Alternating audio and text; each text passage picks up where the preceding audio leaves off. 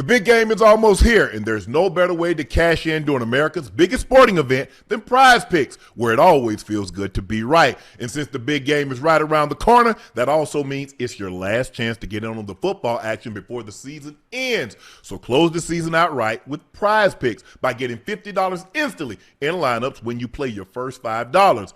The playoffs have been electric. Drake May all damn day, going all the way. I got my eyes on May to Diggs for the big game. More passing touchdowns, more receiving yards, more. New feature alert. Prize Picks now has early payouts. If your lineup gets off to a hot start, you may now have the option to cash out those winnings before the game even finishes. Find your community on Prize Picks with new social feeds feature. You can share Prize Picks with your friends and copy lineups from winners with a single click. Copy lineups like you use or use them for inspiration for your own picks. You can also follow Prize Picks partners like us and play or fade our picks with just one click. Prize Picks is simple to play. Just download the Prize Pick app. Use code Shannon to get $50 in lineups after you play your first $5 lineup. That's code Shannon to get $50 in lineups after you play your first $5 lineup. Prize Picks. It feels good to be right. There's a reason why I talk trash during pickup basketball, even when I'm losing, because if you don't let them know you came to play, they might forget you exist. Just like the reason why Morgan & Morgan is America's largest injury law firm. They've been doing business for over 35 years, fighting for people just like me, just like all of you out there listening. And when I say large, we mean large. Morgan & Morgan has over 100 offices, more than 1,000 lawyers nationwide. That's not a law firm. That's a whole damn squad. When hiring Morgan & Morgan, it's like hiring an army that has your back. And the numbers speak for themselves. They recovered over $25 billion for more than 500,000 clients. Real results like in Florida. One client got $12 million after the insurance company offered $350,000. And in Pennsylvania, a client ended up with $29 million when the insurance best offer was $500K. Wow. If you're injured because somebody else was negligent, you deserve to be paid. Here's the thing. If you hire the wrong law firm, you might get beat before the game even starts. All law firms are not the same, and there's a reason why Morgan & Morgan is America's largest injury law firm. If you've ever been injured, you can check out Morgan & Morgan. Their fee is free unless you win. For more information, go to forthepeople.com/nightcap. That's FOR, thepeople.com/nightcap. Or you can dial pound law, pound 529 from your cell. This is a paid advertisement.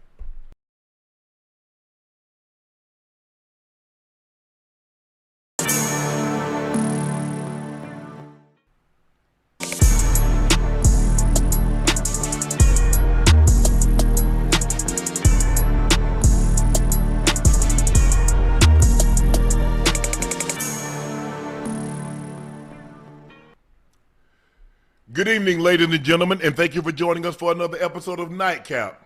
Y'all know who I am. I'm your favorite Unc, and that is my partner and co-host, Liberty City's own, Bengals Ring of Fame honoree, Madden's ratings adjuster. That is Chad Ochocinco Johnson. Please make sure you hit that subscribe button. Please make sure you hit the like button, and do us a favor, go subscribe to the Nightcap podcast feed wherever you get your podcast from. We would like to thank each and every one of you personally for your support and your continued support, because everything that Nightcap has been able to accomplish, views, likes, mentions, awards, that's all because of you. And thanks to you, we'll continue to achieve greatness, and only because of you, we'll stay in that greatness. So again, thank you for your support and your continued support. Those looking to purchase a bottle of Shea by LaPortier and it's not in a state or city near you, head to LaPortierCognac.com to order you a bottle or two. We have the original, which is the $750. That's the OG. But we also have the Junior now, which is the $375. It's the same great quality, the same great taste, the same smoothness. It is a premium VSOP cognac. VSOP, very special old pale, brewed, aged between 4 and 6 years, some as old as 8 years. So compare it against other cognacs and see what you think. Please drink responsibly and stay safe. Tickets for our Super Bowl show in San Francisco are on sale now. The link is pinned in the chat. The show will be Thursday night, February the 5th at the Earps Theater in San Francisco. So Bay Area residents, Patriots fans, Seahawks fans, and if you just happen to be in the area, come on out and enjoy a great time. Meet and greet tickets are almost sold out. We've only got about 5 left to purchase. So please sign up to make sure you get an opportunity to meet and take a picture and say hello to Ocho and I up close and personally. Ocho, I heard you've been practicing. Now, we can't definitively say, chat, but there might be a situation where Ocho gets an opportunity to sing with a very, very, very world-renowned choir. Wait. Now, we're still trying to work out some logistics and some details, but there is a possibility, chat. Ocho is going to have to put those chops and those vocal cords to the test. Hey, Unc, you serious? Absolutely, man, this is one of the best surprises that I could have ever gotten. This is better than any birthday gift, any Christmas gift, anything I've ever gotten, because it's always been my dream because of football. Hey, chat, for those of you that are in the chat right now, there's only one renowned choir. There's only one great, often imitated, never duplicated mass choir that I love and adored since I was a child. The legendary Mosey Burks. The Mississippi Mass Choir. That's the only choir I can think of. One that only because the NFL got in the way of my career in being the lead singer for the Mississippi Mass Choir. That's where I belong, Unc. So if you're able to pull this off, you know what? I give you $5,900. I double and triple it. I give you $5,009,000. Like if you're able to pull this off, and I'm able to sing a song and lead the choir, where would this happen at, Unc? At the live show. Oh my God!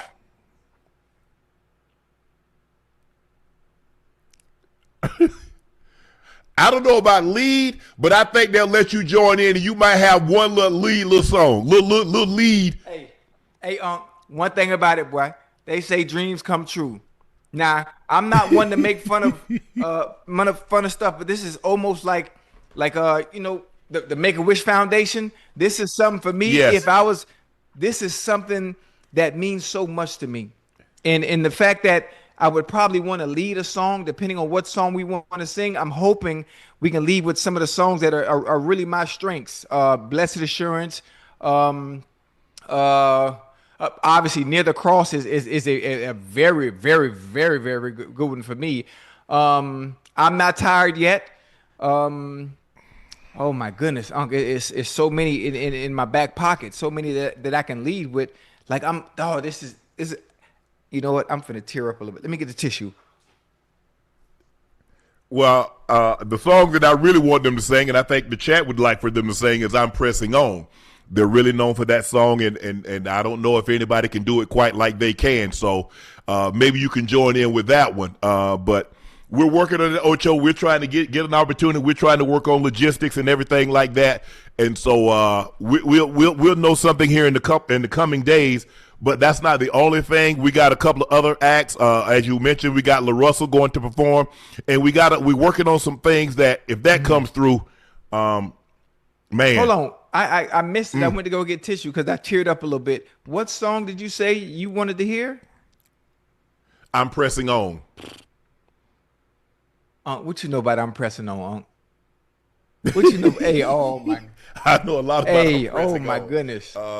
If we can make if like I said, we'll know something here in a couple of days. In the next 2 or 3 days, we'll have something ironed out concrete.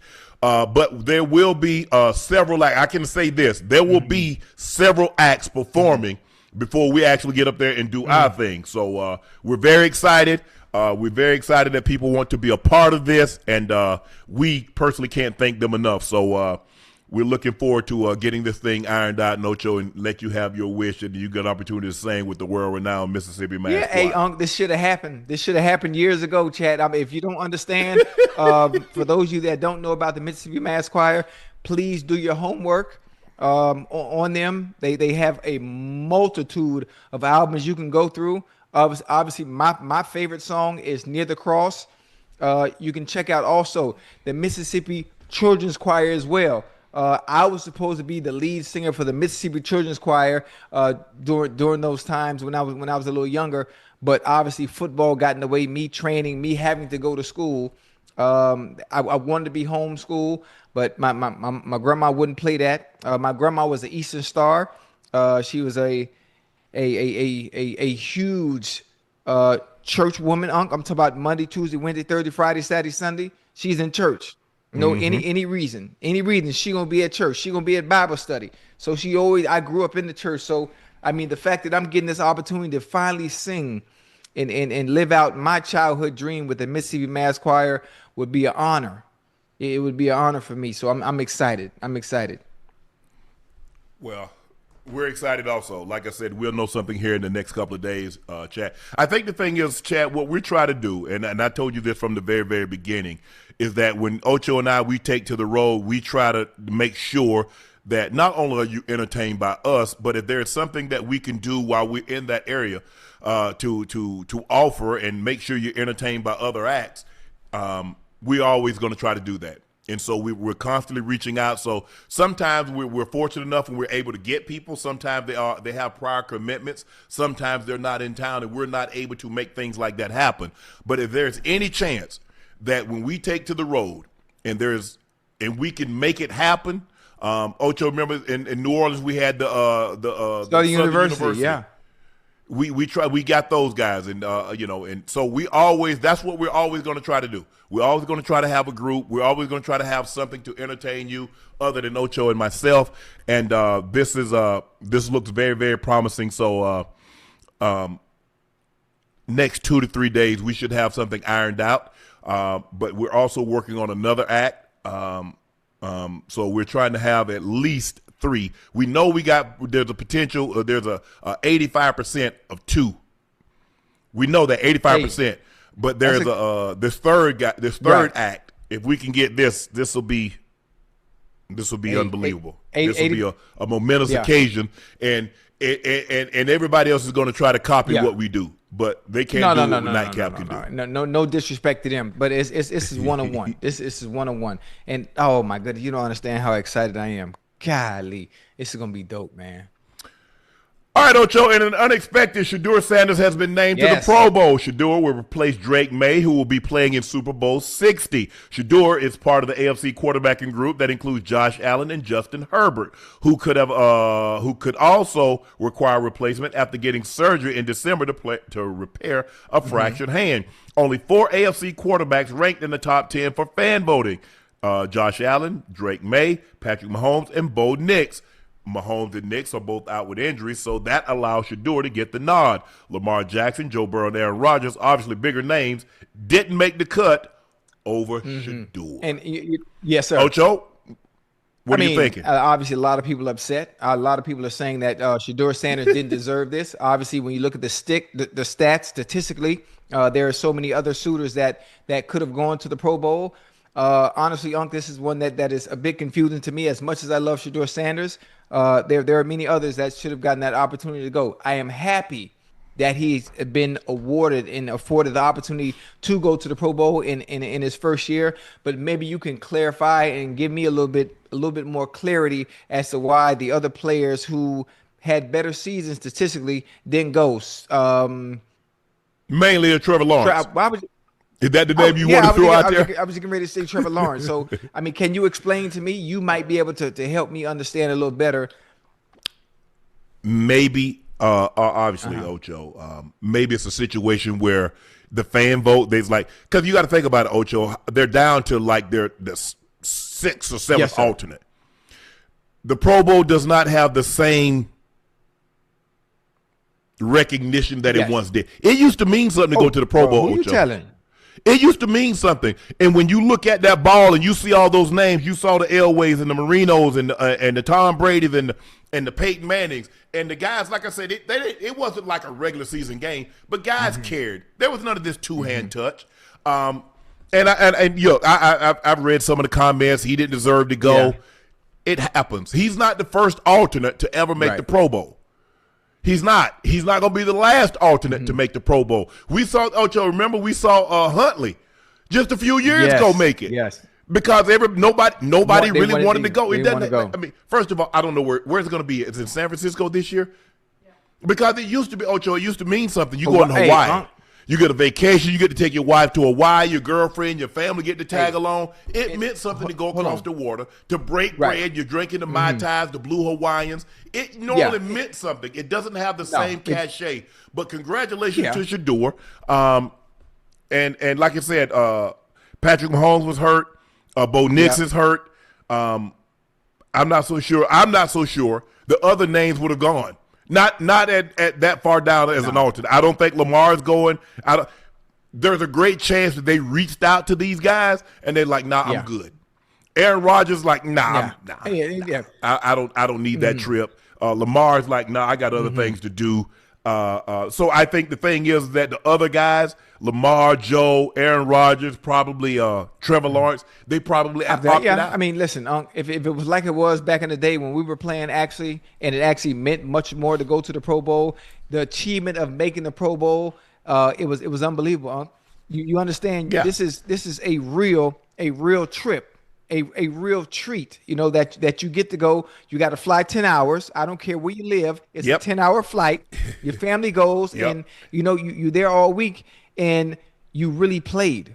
There was no bull jive. It wasn't no shucking and jiving. You enjoy those first 3 quarters, and when you get to that 4th quarter, it's time to tighten up, and we got to play ball. It's time to turn up, and we playing ball. It is. So I mean, it's different now. Obviously, the game has evolved.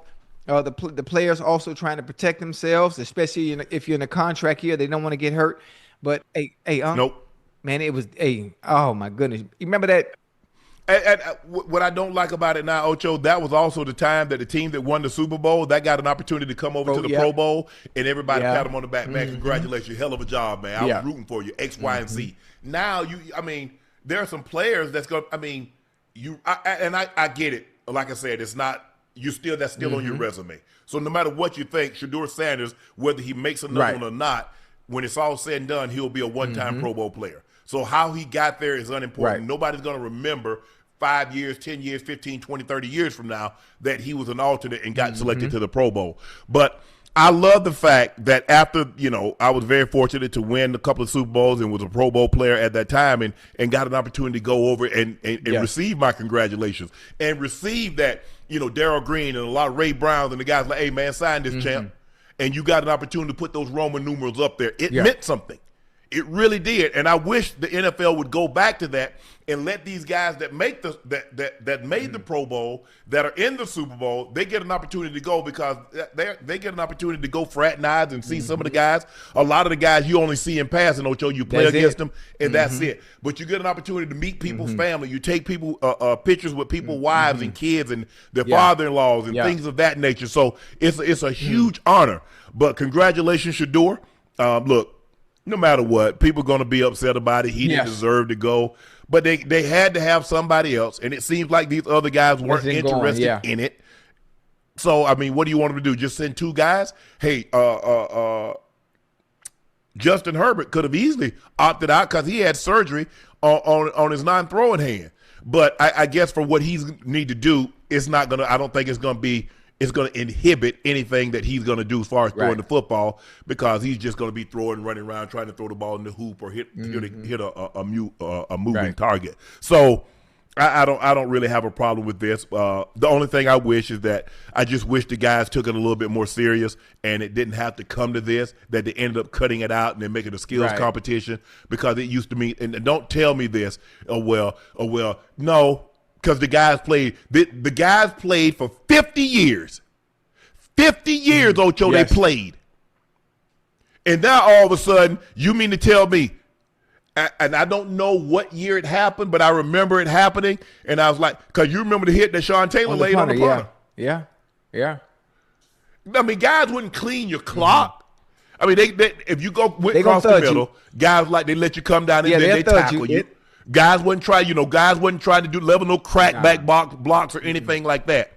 But the NFL did the only thing that they could is that which they had to cut it out because guys wasn't taking it serious, and so now it's a skills competition. And they played a flag game, and that's why I propose my whole thing. And obviously, Unc, I think there's enough of the older players, the past players that. There's enough of us that are still in somewhat sort of shape, and I just thought it would be exciting if they knew ahead of time and preparing themselves to go against the younger generation. I think it would be fun because you're not out there. Man, ain't but two of y'all in shape, man. Ain't nobody still No, in but shape I'm like just that, man. saying, the fact that they're not playing for real, it's just to enjoy yourselves. I think it would be cool Yeah. for the fans, to be able to see the younger generation go against the older generation. Hey, we're not going all out, but we just out there having a good time. Right. That's all. I just thought, I mean, the only thing you possibly could do is have the quarterbacks to throw, but they would need to give them like 6 months to throw so their arm don't fall off after that Saturday. yeah. I mean, I don't know. I just thought it would be something really dope and something that you would never see a crossover like that unless you play Madden. So to be able to see it in real life, in real time, some of the former legends playing with some of the current stars today, it would be dope to see them share the field. But hey. Yeah. Ocho, I don't know if you got an opportunity to make it, but it used to be the Pro Bowl. Look, the Pro Bowl was an honor, but everybody wanted to make all Madden. They wanted to make the All Pro, and then they wanted to make the Pro Bowl, because if you made all Madden, he actually had to see you play. So that means you got the number one team, be it CBS or Fox. So that's what that meant. You got the number one team. So that means John Madden and Pat Summerall, rest their soul, was seeing you play. And when you got that jacket or you got that trophy, that sweatshirt, that they used to give you at first, Ocho, they gave you a trophy. The trophy had to weigh like 25 pounds. So I'm not bull jiving you. They gave you a trophy, they gave you a leather jacket, they gave you a sweatsuit, they gave you a sweatshirt, and they gave you a t-shirt. They cut the trophy out, and then they gave you a leather jacket, a sweatshirt. I think I still got. I know I gave my last year. I made it my last year in Denver. I gave what did I give? I think I gave House the jacket. I gave Chalkeye the hoodie. But that was an honor to have John Madden, and we still got the Madden game, and to have those two call your game. That's dope now. Yeah, that's dope. That's dope. But I still got the leather jackets. I still got I made the biggest honor was me and my brother making it together. I think I got like 4 sweatshirts because I think I made it 5 times. I got 4 jackets and a sweatsuit. I don't know. I think I got a sweatsuit. My sister might have a sweatsuit. Hey, but congratulations, Shedeur. Look, everybody's not going to be happy, Ocho. I remember, look, there are some times, I would have gone because I was the first alternate twice. My first year in Baltimore, 3 times. My first year in Baltimore, I was the first alternate, and my last 2 years in Denver, I was first alternate. Now, I definitely should have made it. My first year in Baltimore, you can go check the stats of all the tight ends. Gonzo made it. Tony Gonzalez made it, deservedly so. But you look, I should have been the second guy. I should have been there. And then my second year in Denver, behind Gonzo again, I should have made it. But hey, 8 times, I guess there's really nothing to be complaining. But 8 times in 14 years, that's pretty good for a guy that went in the 7th round. But Shedeur, congratulations. That's on your resume. Now it gives you something to strive to be one of those first 3 guys that get selected to the Pro Bowl, to be the fan vote, the coaches, and the players. It's a huge honor. And like I said, 25, 30 years from now, won't nobody remember that he was an alternate. They'll look like, man, Shedeur made the Pro Bowl. Yeah. Hey, listen, no matter what, no matter how you feel, Unc, you got to put Pro Bowl in front of that name before you say it. No matter whether he deserved it or not, whether the stats were up to par for him to make it, the players before him chose not to go. Therefore, as far as the pecking order goes, he was next in line. So therefore, he's a Pro Bowler. Yeah. Actually, I'm trying to think. I made the Pro Bowl. Like, let's see, 96. I made it 95. I made it like damn near like 5 of my times because I think Prime went like 8, 9 times, and I think 92, 93, 94. No, I didn't go 94. I made it, but I didn't go. Eric Green was the alternate. I looked at it like, okay, that looked good on his resume. He hit me up. Hey, dog, what's going on? I said, what? Hey, I got this. You good to go. That's dope. That's loud. Hey, Unc, that's very generous for you. Ocho, that's what we used to do. Very generous. You call up. Chris Carter told a story. My brother had made it, and Chris was the alternate. And he's like, man, your brother going to the Pro Bowl? Like, I mean, he ain't loving it. I mean, if he go, it's only because Right. I'm going. Hit my brother up. Brother say, hey, all of a sudden my brother had an injury. Chris sent him a bottle, sent him a case of wine. Right. That's dope. But you know, somebody had incentives. You let Go him go. get that. Yeah, most definitely. Yeah, for sure. Sean Merriman said, I have a Pro Bowl helmet that I walk past every day. It's signed by some of the best players in NFL history, legends, Hall of Famers, and real GOATs. The Pro Bowl used to be a badge of honor and respected. Things have changed. Dave said, you sound like a little bee. Been hanging around your dad too much. My Who bad. said that?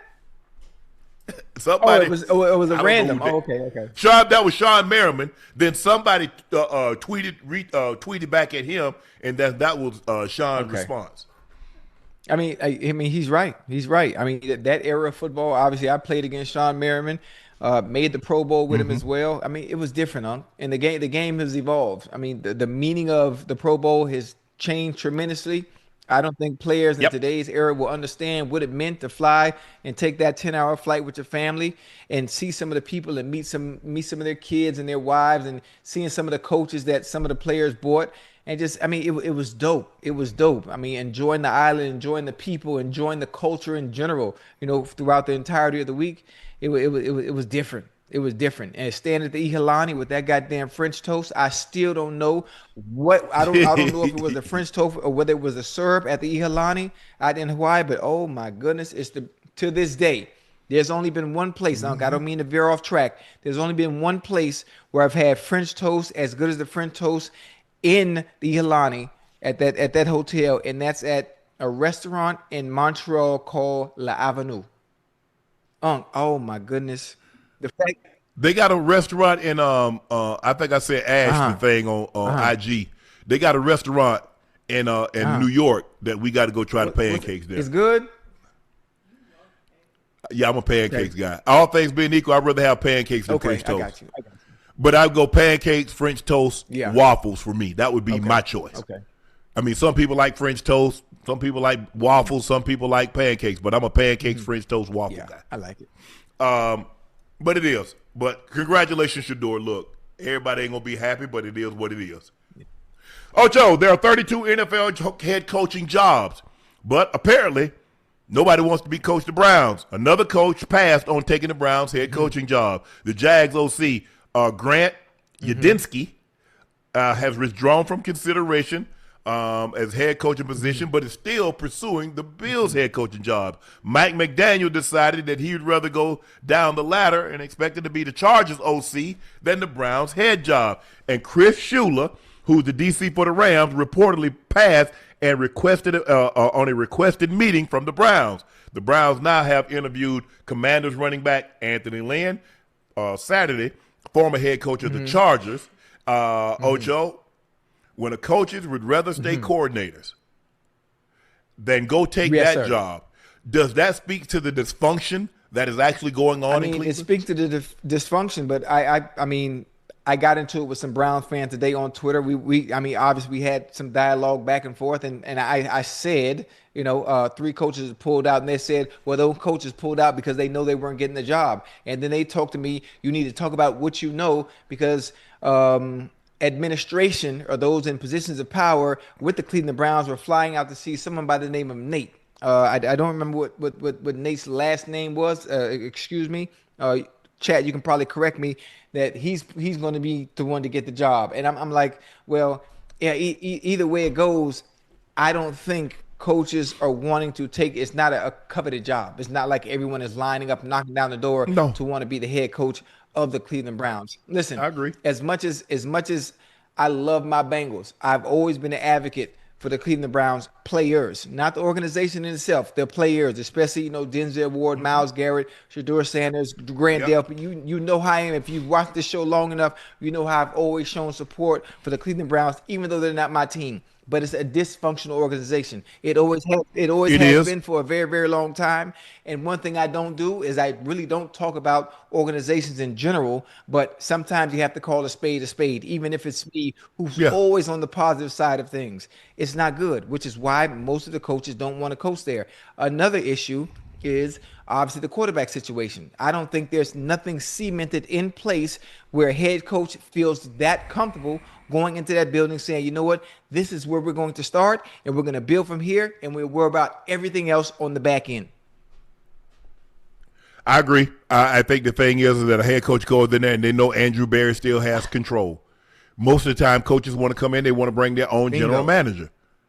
With that being said, and then there's a direct, like, I don't actually get an opportunity to talk to Jimmy and D. Haslam. I got to deal with Andrew Berry, who's effed up since he's been there. I don't think he didn't select Myles Garrett, did he?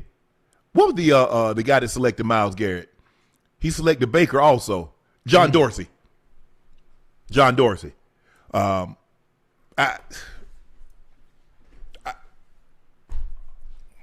It is one of 32. Yeah. When you're willing to say, instead of being, kind of your own boss, I would still rather just, be an OC or DC where I am. I think that speaks a lot. That speaks loud and clear. I mean, hey, listen, if the Browns if the Browns looking for a head coach, you know who can go over there and coach him, huh? Who? Shit, me. Nah, you got to realize that the owner of the Cincinnati Bengals, his dad used to. That's who the Browns are named after. They probably gonna have anything to do with it. It's all good. It's all good. I mean, I'm just throwing my name out there. So listen, Browns need a head coach. Philadelphia Eagles, they need an offensive coordinator. I'm manifesting it. I'm manifesting the opportunity. Maybe it might present itself. If it doesn't, I tried. Yeah, well, you keep manifesting. I'm manifesting other things, but coaching ain't something that I'm manifesting. I promise you that. I've been manifesting a lot of things. I've been trying to speak a lot of stuff into existence. Been praying about a lot of stuff. Coaching in the NFL ain't something that I've been praying about. Coaching in the NFL ain't something I've ever prayed about. I got you. Being a player, that was it. Once I said I'm done, I want another. You disconnected from the game, huh? No, I'm not disconnected to the game. Disconnecting from it as far as coaching. Yes, but you know what, Ocho? This allows for me. It allows me to stay close to the game without having to work those long ass hours. You're right. Because I'm excessive. Like I'm obsessive. Well, that's what they call it, obsessive. When you lazy and don't want to do what you want to do. You say, oh, he obsessive. No, I just want to be great at because that's anybody that's been great at anything, they were what you call obsessive at one point in time. Serena was obsessive. Tiger Woods was obsessive. Kobe was obsessive. But see, nobody ever said, I guess because Kobe didn't speak about it. Everybody came out when Mike McDonald said what he said, but I guarantee you there were times that Vanessa did everything for the kids. Got them ready, got them to go to school, was at the PTA, was at their functions, and then when he retired, he could take on more of that responsibility. But nobody didn't say, well, that was a flex, that Kobe was he said he was in the gym at 4 o'clock in the morning, got 2 hours in, come home, shower, eat, lay down, back in the gym at 9, shower, eat, back in the gym at 4. Nobody said Kobe was. Kobe. That ain't no flex. I don't think people understand. I don't think people understand the sacrifice that goes into it, the amount of hours that you have to put in to be great, the discipline to that level of that greatness. Level. The Tom Brady's, the Tiger Woods. I don't think people understand it. They know they put the work in. Serena, yes. I don't think they understand how much work and how much sacrifice, how many things are sacrificed that are immediate to you, including family, including kids, to reach that level of success. It's not easy. Yeah.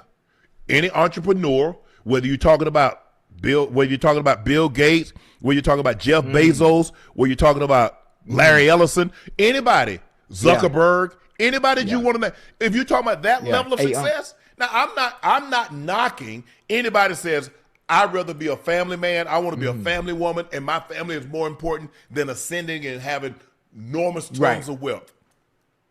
That's to you. I got no problem with that. I'm never going to knock somebody for what they choose is important to them. But I think early on, you get a kind of sense. I think Serena and Venus got a sense early on.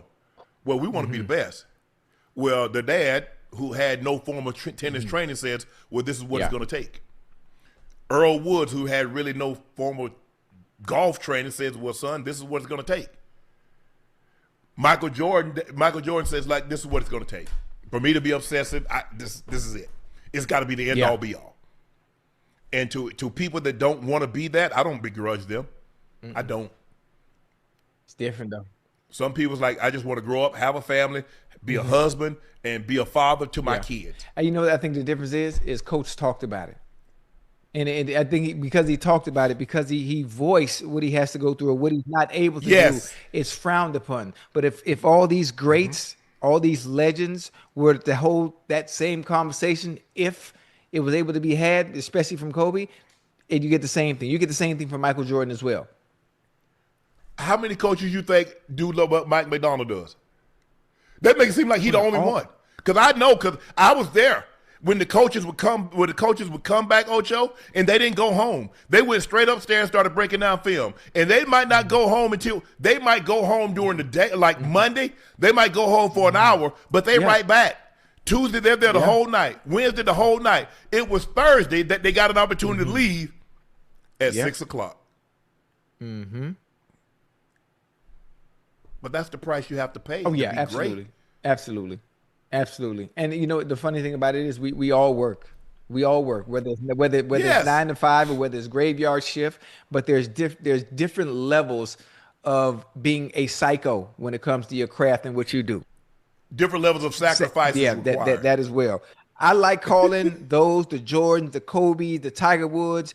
They are psycho, like literally psycho, because a few screws have to be loose, to be able to have the discipline to do what they do and do it over and over and over and over until you not get it perfect. I forgot the word. You say it sometime too. You might not get it perfect. Damn, I forgot. No, you don't do it to get. You just you don't do it till you get it right. You just do it so you can't get it wrong. That's it. That's it right there. That's what the Tom Brady's made it look so easy, and it's so difficult. The Peyton Mannings. Now they're great fathers now because what their job entails now doesn't require that level of discipline, that level of dedication, that level of obsession. What they do now. Now, everybody's telling me that Tom has gotten better at doing what he does. I don't know. I haven't heard him. But I had a conversation with him last summer and had a conversation. He's like, and I was like, look, bro, you got to realize you didn't become what you became your first year. So what made you think that you were going to just pick this up and be great at it your first year? It's going to take time. You know what? And you can't be anybody else but Tom Brady. So everybody talk about, well, he ain't Romo or he ain't John Madden. Nope. He's Tom Brady, and that's be the best Tom Brady at calling the game that you can be, and then let the chips fall with him. He's gotten much better at it. But the one thing about it is Tom Brady his first year. Okay. Yeah. And he gradually continued to get better because of one thing: repetition. Yes. Repetition. He put time in. He understands now. You watch him. Whereas before he would never like. When the guy was talking to him, he was looking straight at the camera as opposed to taking the question, listening at the guy, listening at the talk, and then turn to the camera. Yeah. Hey, got matter better. of fact, speaking of that, man, what you think about me doing color commentary too? Listen, I think I would be good at it. I think I would be good at I have to work on my cursing. But listen, I can talk the game. I know in extent and in depth, but I can also tell a story as the game is going. So I think. Well, here's the thing. It's hard to tell stories during the game because you got to talk in 3 to 5 seconds because you can't talk too long because the next play is about to happen. So you got to put that thing in a nice, neat bow. It's a lot more difficult than people think. And people think hard. Like Madden. But Madden was very simplistic. He's circling sweat. He got smoke coming off the guy's head. And he boom, boom, boom, boom. People like that because he was very simplistic in what he was saying. He wasn't talking about no quarters coverage and he wasn't talking about this. It was very, very simple. He was like, look at it. He got a double here, and a double here, and a pull around here, and there's an alley there. People love that. But it's what makes that job so difficult, Ocho, is that you're talking about what's happening in real time. As a pregame, in the pregame show, you're talking about what you think will happen. In the postgame show, you're talking about what has actually happened.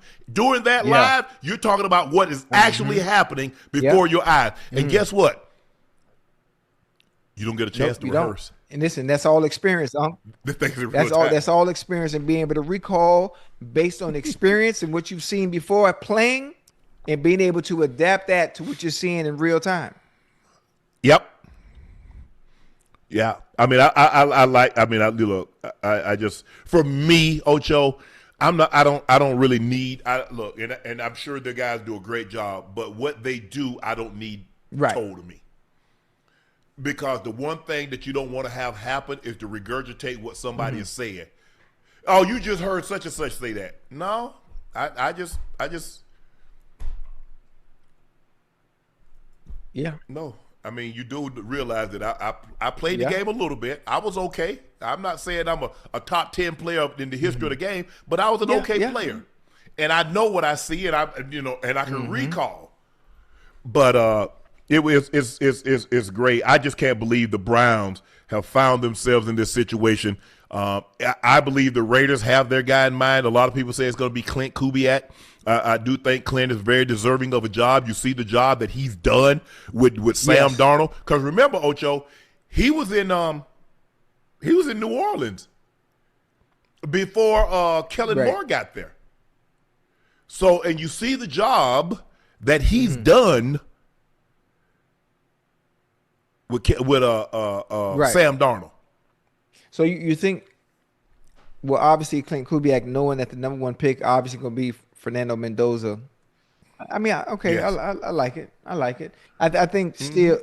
And we talked about this, Ocho. I think this is just my personal. I haven't talked to anybody in Baltimore. I think the reason why Baltimore went defense is that they say Lamar Jackson has won 2 MVPs with 2 different coordinators. We believe Lamar Jackson is so great, we don't give a damn who the coordinator is. His greatness is going to shine no matter what. We need somebody to repair this defense. This is where we're losing games. We have double-digit leads, and we're squandering those leads. We were last or near the bottom in pass defense and sacks and all these stats. And so I think that's what Steve Bisciotti was going for. And as a matter of fact, I think he was in Baltimore with John Harbaugh before he went to the Chargers. So that's my thought process on that. But the Browns, look, I know Myles Garrett is making money, and he's still not making much as he should be making, considering the type of player that he is. But I don't know how he can put the kind of time that he does to take care of his body and to be great as he is, and just to get accustomed to this losing. I don't know how, Ocho. It takes a special type of person, Ocho, to go out there and you know what you put in. Listen, they promised. And you see, think about Ocho. They're playing from behind. He got 23 sacks, and rarely, if ever, did they have the lead. Yeah. Well, listen, they just imagine if he had a team that could put points on the board, and they got an opportunity to play for a lead, and he got an opportunity to hunt. That's crazy. Well, listen, they did promise him. He did have some gripes and said he wants to play for a winning organization. They paid him and they promised him, we're going to build a winner. Promises like pie crust, thin and easily broken. Well, they can prove themselves this offseason. They can prove themselves in the draft. How many times you seen people get before that man, stand right there at the altar and promise, I'm going to love you. For better or for worse. And be gone after sickness and in health, rich or poor. As soon as you broke, they out the door. Yep. Or as soon as you get sick, they gone. This is too much. I didn't sign up for this. Hey, golly, boy. What happened? I'm still thinking about that news you gave me at the beginning of the show, man. Golly, boy, that's exciting. Yeah, people say, well, Barry Sanders was that guy, and Barry left. Oh, yeah, he did. They kept promising Barry. They kept promising Barry. Barry said after 10 years, y'all just running game on me. Y'all, we're not getting better. As a matter of fact, I think we're starting to take a step back. Calvin Johnson. That's why he Calvin left. Johnson. Calvin Johnson, same thing. I mean, think about it. You got two of the all-time great players. Billy Sims was actually that 20 number was special. I know you don't remember Billy Sims. White shoes? Oh, that's John. That's Billy Johnson. That's Billy. That's Billy White Shoes okay. Johnson. Billy Sims was a Heisman Trophy winner. I think Billy came out in 78. Yeah, 78. Because Earl Campbell won the Heisman in 77. Billy was 78. Charles White was 79. George Rogers was 80. Marcus Allen was 81. Herschel Walker was 82. Mike Rozier was 83. Doug Flutie was 84. Bo Jackson was 80. But you know what I'm saying, Ocho. I got you, baby. I'm picking up what you're putting down. So with that being said, he was special, but he got an ACL. And, back then, guys didn't come back from ACLs like they do now. People marvel at Adrian Peterson, and they should. You do realize that Rod Woodson tore his ACL in the first game of the season and played in the Super Bowl. Damn. He did. He did. That's crazy. Jerry tore his ACL and played in the last game, the second to the last game of the season. I don't understand how they did that. But Adrian Peterson is the most remarkable person to come back from ACL and have a crazy season post ACL tear. I don't know what doctor he went to. I don't know what kind of rehab he did. But, man, wherever he did or whatever process or rehab he went through, that's what everyone else that tears their ACL, that's where they need to go. Unbelievable. I don't know. Did James Andrews do was it Andrews that did AP surgery or Elatrosh? Because I don't think he went to the Stedman Hawkins clinic. But I mean, eventually somebody's going to take the job. They're going to lie to him and tell him you're going to have control. Can say over the 53. Yeah, he went to James Andrews down in Birmingham. I don't know if he's still doing surgery. Dr. Andrews is old now. Dr. Andrews, he's got to be like 80. He that old, you think? Yeah.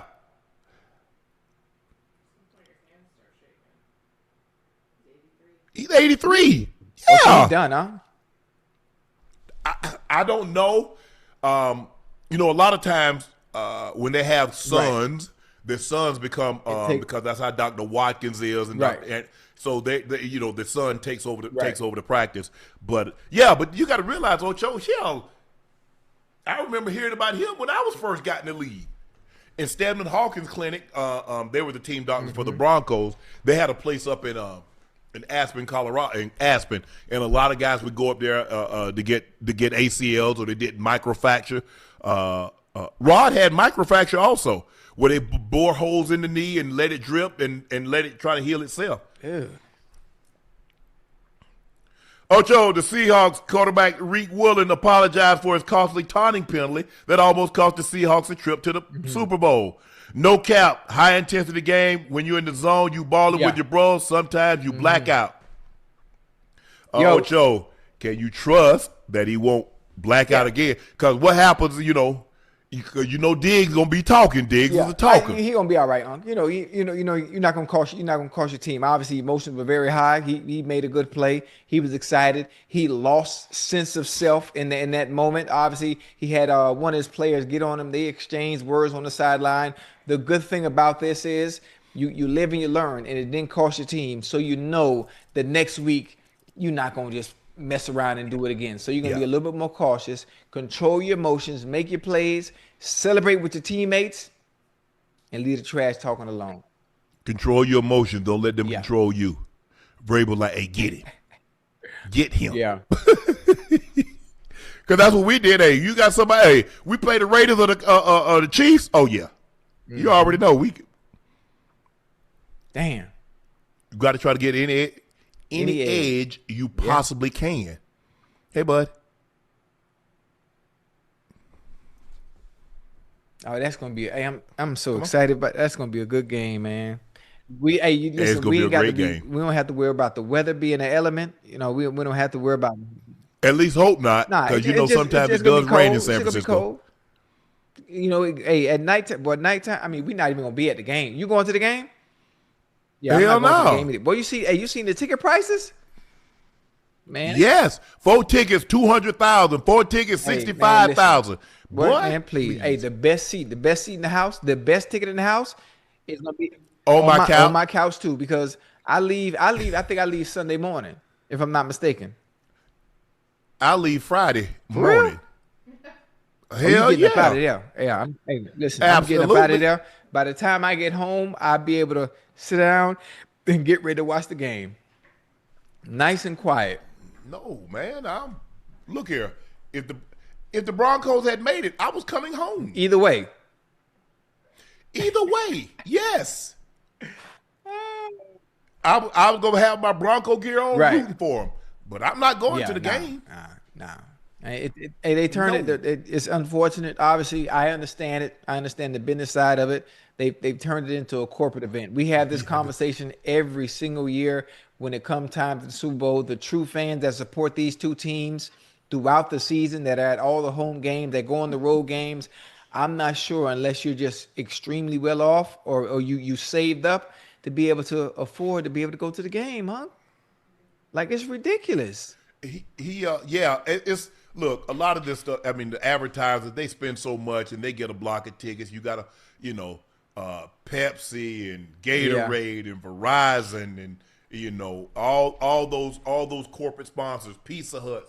They get so many tickets, Right. Ocho. I mean, hey, and I don't begrudge them. I mean, man, you better, if I'm spending $300-400 million, you better give me 100 damn tickets. I mean, understandable. What? Understandable. Look at Ocho.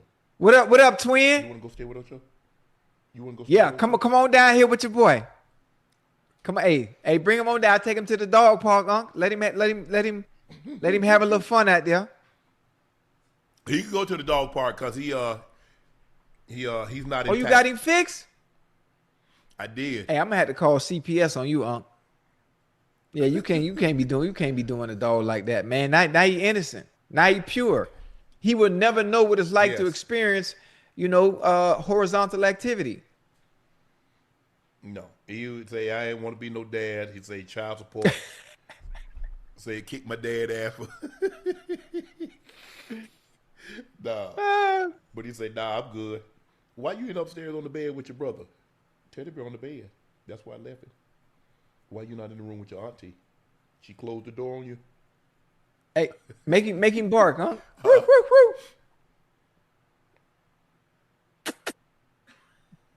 Say, Oh, he can't hear me because you got the no, Daddy get on you me got about the earbuds barking. in. Say I go. Yeah, I don't know when to stop. Say I don't know when to stop. He said the only time I get really excited when I'm going to get my brother Titus, because I know he in that room, and so I just start scratching on the door. Hey, I'm thinking I might get me a dog, Unc, man, because you just some You gone too much. I know, but some just that gonna love you unconditionally, no matter Oh, what, yeah, for sure. good day, bad day, for sure. I'm trying to think. I'm trying to think. Should I do that? What kind of dog can I get, Unc? You probably. Well, I mean, you can get a small dog, and you could travel with him. Oh, hey, that'd be a good one. Hey, what about my furniture? All my furniture white, Unc. White rugs, white everything. Well, yeah, I would recommend you getting a dog then. Hey, is there a way to potty train? But I mean, like Teddy likes to get. He don't really care about the furniture. He don't really care about getting on the bed. He just wants to be on Right. the floor. Teddy wants to be on the bed. Titus wants to be on the bed. Okay. So Okay, I got to think about that, man. I think and I'm gonna get me a white dog. So I'm gonna get me a white dog to go with the white furniture. well, I mean, you can get a Kuvas.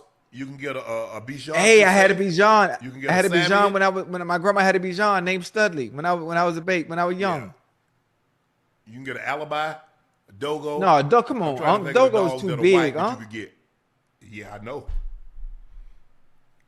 So I'm just trying to get a dog that's white.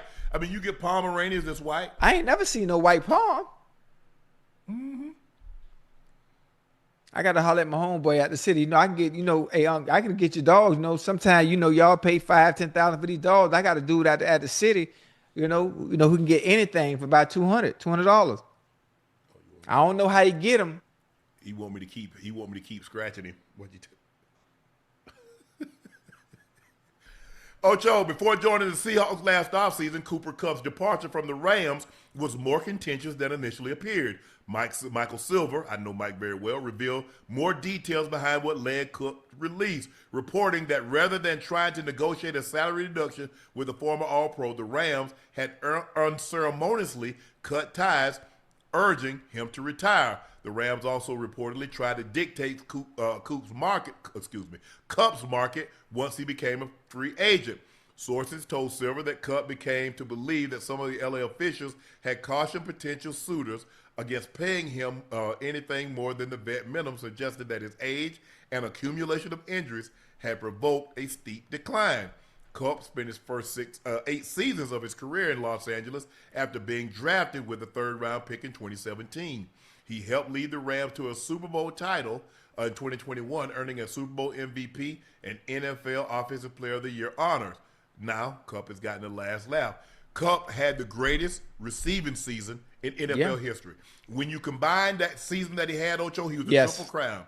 He finished a couple of yards short of Calvin Johnson. I think he had like 144 catches, 1,940-something yards. Calvin Johnson's record is 1964. But he led the league. He was a Triple Crown. And then he parlayed that in the postseason and was sensational. Went crazy. When he absolutely had to be, he was historically great in the postseason. Yeah. So I believe when you look, well over 2,000, what he had, I think he had like 2,400 receiving yards. I mean, in its totality, it was something like that. Yes. But even with that historic season he had in 2021, you see how the business side of things come back to bite you in the you know what? Oh, now you done lost a step. No, he didn't lose a step. You stopped giving the opportunities you gave him the same. You got Puka. I mean, and obviously you got Puka, but you still didn't put him in a position to make those same plays before Puka got there. No, you put him in position, Ocho. He was injury prone. You remember he tore his ACL. He had some injuries, but you got to realize, think about how often. I mean, Ocho, do you know how many hits, blows you got to take if you catch 140-something passes? Now, how many times did you drop the ball and you still got hit? Yeah. Hey, I'm just. So think about that over the course of a career. Now Puka is there. Puka's a little bigger, but Cooper Kupp is bigger. Hey, people think Cooper Kupp's a small guy. Cooper Kupp is a big small. ass dude. He looked like it on the field until you get up close. Yeah, he's just a big boy now. And so, but my thing is, Ocho, you shouldn't be able to dictate. Okay, you release me. No, I don't want to retire. I don't believe. Look, Ocho, you married. You get a divorce. You try to dictate to your wife. Well, I don't think you should get remarried. I think you should just live by yourself. I'm not sure. And vice versa. The wife gets divorced and say, I don't think you should get remarried. Right. No. You don't want me.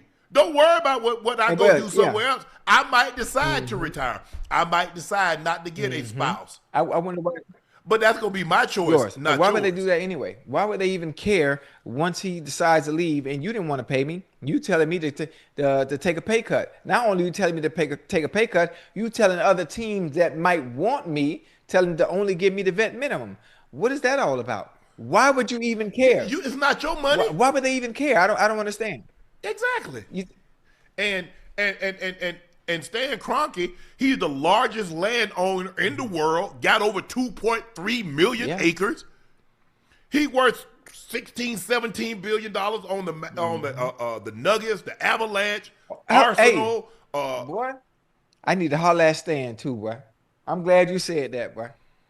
Could you imagine if I played for the Rams? Go ahead. I would have been the first player to play a two-sport player like Dion, huh? In both? Yeah, I would have played for Arsenal and I would have played for the Rams. Okay, we got a very special guest joining us. We got Pro Bowl safety Julian Love going to his first Super Bowl. J Love, has it sunk in that you're going to the Super Bowl? How y'all doing? We're doing great, bro. Yeah, I mean, it's a little surreal for sure. The emotions were flowing last night. Folks were celebrating. But yeah, it's sunk in for sure. So you're getting, as time is winding down, you're like, okay, we got a 4 point lead. Just nothing cheap, nothing deep. Keep Hmm. everything in front of us. Keep them inbound. Tick, tick, tick, tick, tick, tick, tick, tick, clock, tick, tick, tick, tick it away. So when Puka caught that ball, you're like, damn, we let him out of bounds. But you saw the real, and you saw the official kept doing this. You're like, it's over. It's So the over. first thing that goes through your mind, you know, like, okay, this game is over. Mhm. What goes through your mind immediately? I threw my helmet somewhere. I'm trying to find out. Trying to throw blow kisses to the family up in the suite. Celebrate with the fans. They were going crazy. But yeah, I mean, our offense did their job in that 4 minute drill. They burned their timeouts, so they had a whole field to go, 25 seconds Mm-hmm. left, no timeouts. I mean, that's a challenge, and they completed two balls, Yeah. but they were both inbounds. And so, I mean, that's tough sledding for a team that needed more than a field goal in that Mm-hmm. situation. So yeah, we felt good. So now it's a situation. You played this team. They've kind of had your guys' Hmm. number, but you go back out there and you do a job on them the final game of the season. You know there's a probably 80% chance that you're probably going to have to see this team again, a division opponent that we've already seen twice. We see them twice a year. You know there's probably a better than 80% chance in order for us to reach our final destination, we're probably going to have to go through this damn team again. Damn it. Man, we looked at it. We looked across the playoff bracket, and we just felt good for real. I mean, the NFC West this year was just a division of demons. For the Niners somehow were finding a way to win Hmm. games despite losing all their star guys. And the Rams were just that the offense, man. They're so high powered. Stafford, McVay, that's just a combo that no one wanted to see for Hmm. real. But we knew situationally on defense, that's all we had to do. I think I can't remember the exact number, but they got a one or two third down conversions. Uh, so we're sharp there. We were sharp on fourth down. We were sharp in the red zone at the end of the game, and we were Yep. sharp end of the half, 2 minute, like everything like that was critical. We stepped up Hmm. for. Some of the other stuff, yeah, we gotta get back to the drawing board Yeah, on. most definitely. Obviously, I want to say congratulations, JL, on all your accomplishments, what you guys have achieved defensively, collectively, not only as a defense but as a team as well, and going to the Super Bowl. But I wanted to ask you, being nominated for the Walter Payton Man of the Year, what does that mean to you, boss man? Man, that's special. I'm a Chicago kid, and so Walter Payton, that's like he's a Hmm. superhero. That's how my pops raised me. That's how my grandparents raised me. Yeah. That's what it is. Walter Payton was a superhero. And so to be nominated, it was definitely emotional. Everybody back home was going crazy because they just know what it means. Hmm. And for me, I mean, I don't know, I was being myself for Right. real. Uh, I do a lot with expected or postpartum Hmm. mothers, a lot of kids, obviously. I have my youth camp for free. I don't like charging Right. kids 'cause I know my parents were grinding, paying that entrance fee for these Right. camps and all these things, and they did it thankfully, Hmm. but I know it's not easy. And so just everything. It was cool to be nominated, but yeah, it doesn't stop, you Hmm. know. That's dope. That's dope. The team that you're going against, this is a rematch Mm. from Super Bowl 49. And I think there's a 99.99999 chance if y'all get the ball on the 1 yard line, y'all gonna hand that damn ball off to Kenneth Walker in a similar situation because or you guys gonna lose y'all damn mind on Clint. And I know Clint very Listen. well. I played with his father. Oh But yeah. has it like okay? Have you given yourself an opportunity? Have you watched any film on the Patriots and kind of what they like to do offensively, or you just taking it in? Okay, we'll start getting to them on Wednesday. We got tomorrow off. You probably came in today. Okay, we're gonna leave Saturday. We're gonna leave Sunday to head down to San Francisco. We'll leave Monday. Get your ticket situation, the hotel. This is what you got. The plane situation. When I went J Love, my family was leaving from where they were from, and so I had seats on the plane that I ended up giving to my best friend. Like, hey, Mm. your family's here; they can take those seats. That's kind of the planning that y'all had today. You brought everybody in. You explained when you're leaving, the hotel situation, the ticket situation. Look, let's get all that out the Yeah. way, because once we get started on Hmm. Wednesday, we don't need any distractions. You hit it exactly on the head. That was the whole day today. Logistics. My head's in a blender. The team went. We celebrated last night. So we're trying to figure it out this morning. And yeah, we had some uncomfortable conversations this morning, trying to tell the family, all right, this is the situation. You know, it's a game. I got to win a game in Right. 2 weeks. It ain't a family vacation in San Fran. And so yeah, there's a lot of that today. We treat it like a Monday. I mean, you heard our head coach talk, McDonald. He's very much direct. He's very, straight Hmm. line. And Yeah. he treated today like a normal Hmm. Monday. We celebrated, watched the good plays, did all the things. Tomorrow's an off day, and Wednesday we'll get Right. after it. And so we just follow the same method. We have a little more time. I haven't watched them, to be honest, too much. Just our paths just didn't cross too much. When I'm watching film on other teams, and so yeah, we're Yeah. excited to just take a dive for sure. Hey, before you came to the Seahawks, I think if I'm not mistaken, my year served me correct. Mm, 2023. What was the selling point? What was the selling point based on mm. other places you could have gone? What made Seattle the destination for you? Yeah, honestly, it was Pete Carroll, just straight up and down. I had three head coaches in four Yeah. years in New York when I was with the Giants. Tough sledding. We were we, we were figuring it out. But my last year in New York was like my first time as a full-time Yeah. starter. I played a lot before that, but first time as a full-time starter, and so I was looking to grow. Some people in the Giants building just didn't see Right. that, and I was 24 at the Hmm. time, so I'm like, man, I'm young. I left school early, back when people did Right. that. And Yeah, it was Pete Carroll. He just said, listen, we have two high-paid safeties. We have Maul, as we all know, and Quandre Yes. Diggs, two of my mentors, two of my guys. They said, but Maul's kind of dealing with some injury stuff.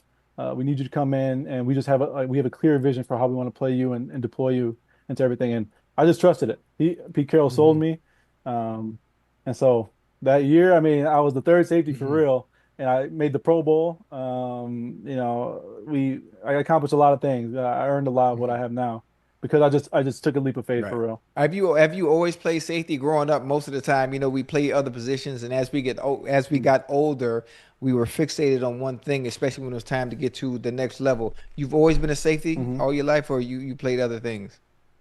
No, when you're a kid, man, you just play whatever, who could score the most points. Little league, you're a running Right. back, of course. High school, running back, receiver, return Right. Right. kicks. Did all the Mm. things.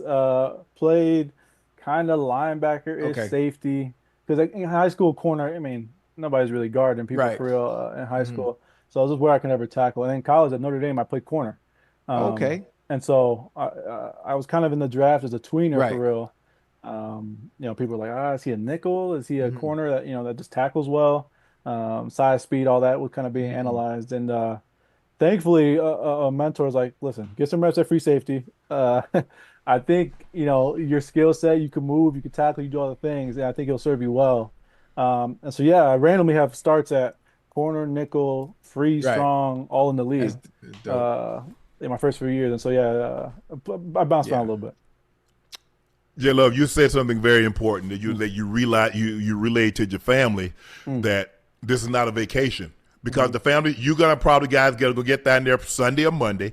The family's gonna come in on Thursday, mm, and the way I approached it, I went and saw my family when they got in. I saw the kids, we hung out, and then I didn't see the kids again until after the game mm, because I'm there to Hmm. win a game. I'm not there to go sightseeing. I'm not there to because the first Super Bowl we had was in SeaWorld. So the kids are all excited about SeaWorld. We're going to SeaWorld, see all the blah, blah, blah. Yes, that was my mom, my sister, my girlfriend at the time. That was their job. Y'all handle the kids. Don't call me for Hmm. nothing unless it's an absolute emergency, mm, and then I'm going to meet you guys at wherever you need to be at. But other than that, you have to relay that because they like, oh man, that game ain't till Sunday. No. The game is won. People don't realize games are won Monday Yeah. through Friday. yeah. You go out there on the field, that ain't nothing. You win games on Monday through Friday. That's when you won the game. So I want to ask you this: are you guys installing and then have everything as a dress rehearsal, or are you waiting till you actually get to San Fran before you do installation? No, no, we're getting after it. We're starting Yeah. up. I think actually we have an extra day off. I think we have a Wednesday off, and we're treating Thursday like it's a Wednesday of the week. Yep. Mike might have us in full pads, knowing him. Full, So we whoa, might just be full getting after. pads? Yeah, man, we were in full pads like a week or two ago.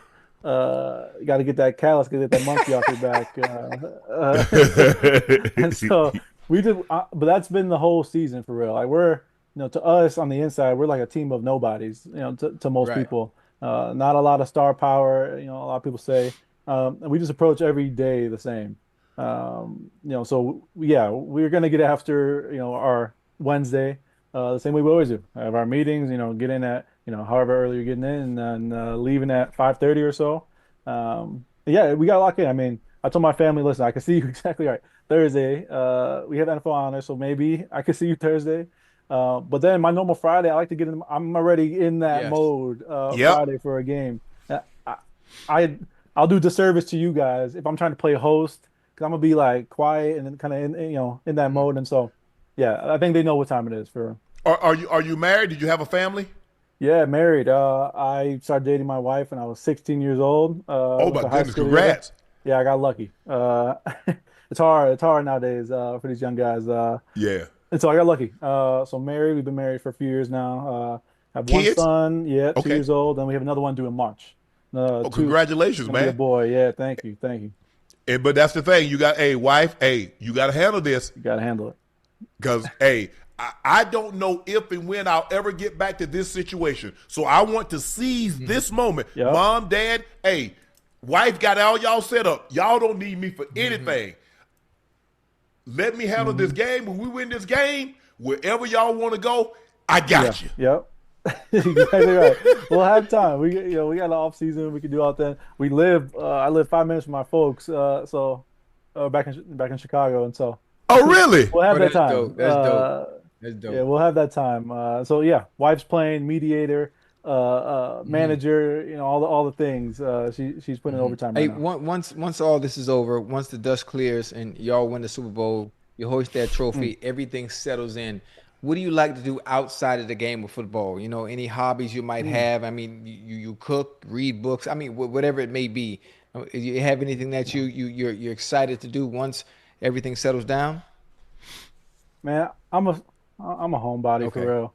I get back to Chicago, I train, I hang out with the Mhm. family. I wake up, I enjoy playing, with my son. Will be the, two boys this off season.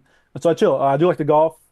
I'm average, but I enjoy it. Just kind of getting out, have a few drinks with the Yeah. guys, play some music. I'm more of that type of golfer.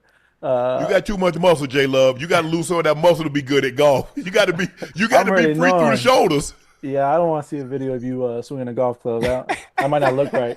It look like LeBron Nah. swinging a golf club. Uh, a few weeks ago, Greg Bell tweeted Julian Love said he and former Giants teammate Leonard Williams hugged in the locker room post-game at the 49ers and said to each other, Seahawks winning the division, making the playoffs as top seed. We made it. GM John Snyder walked by and said, you're welcome.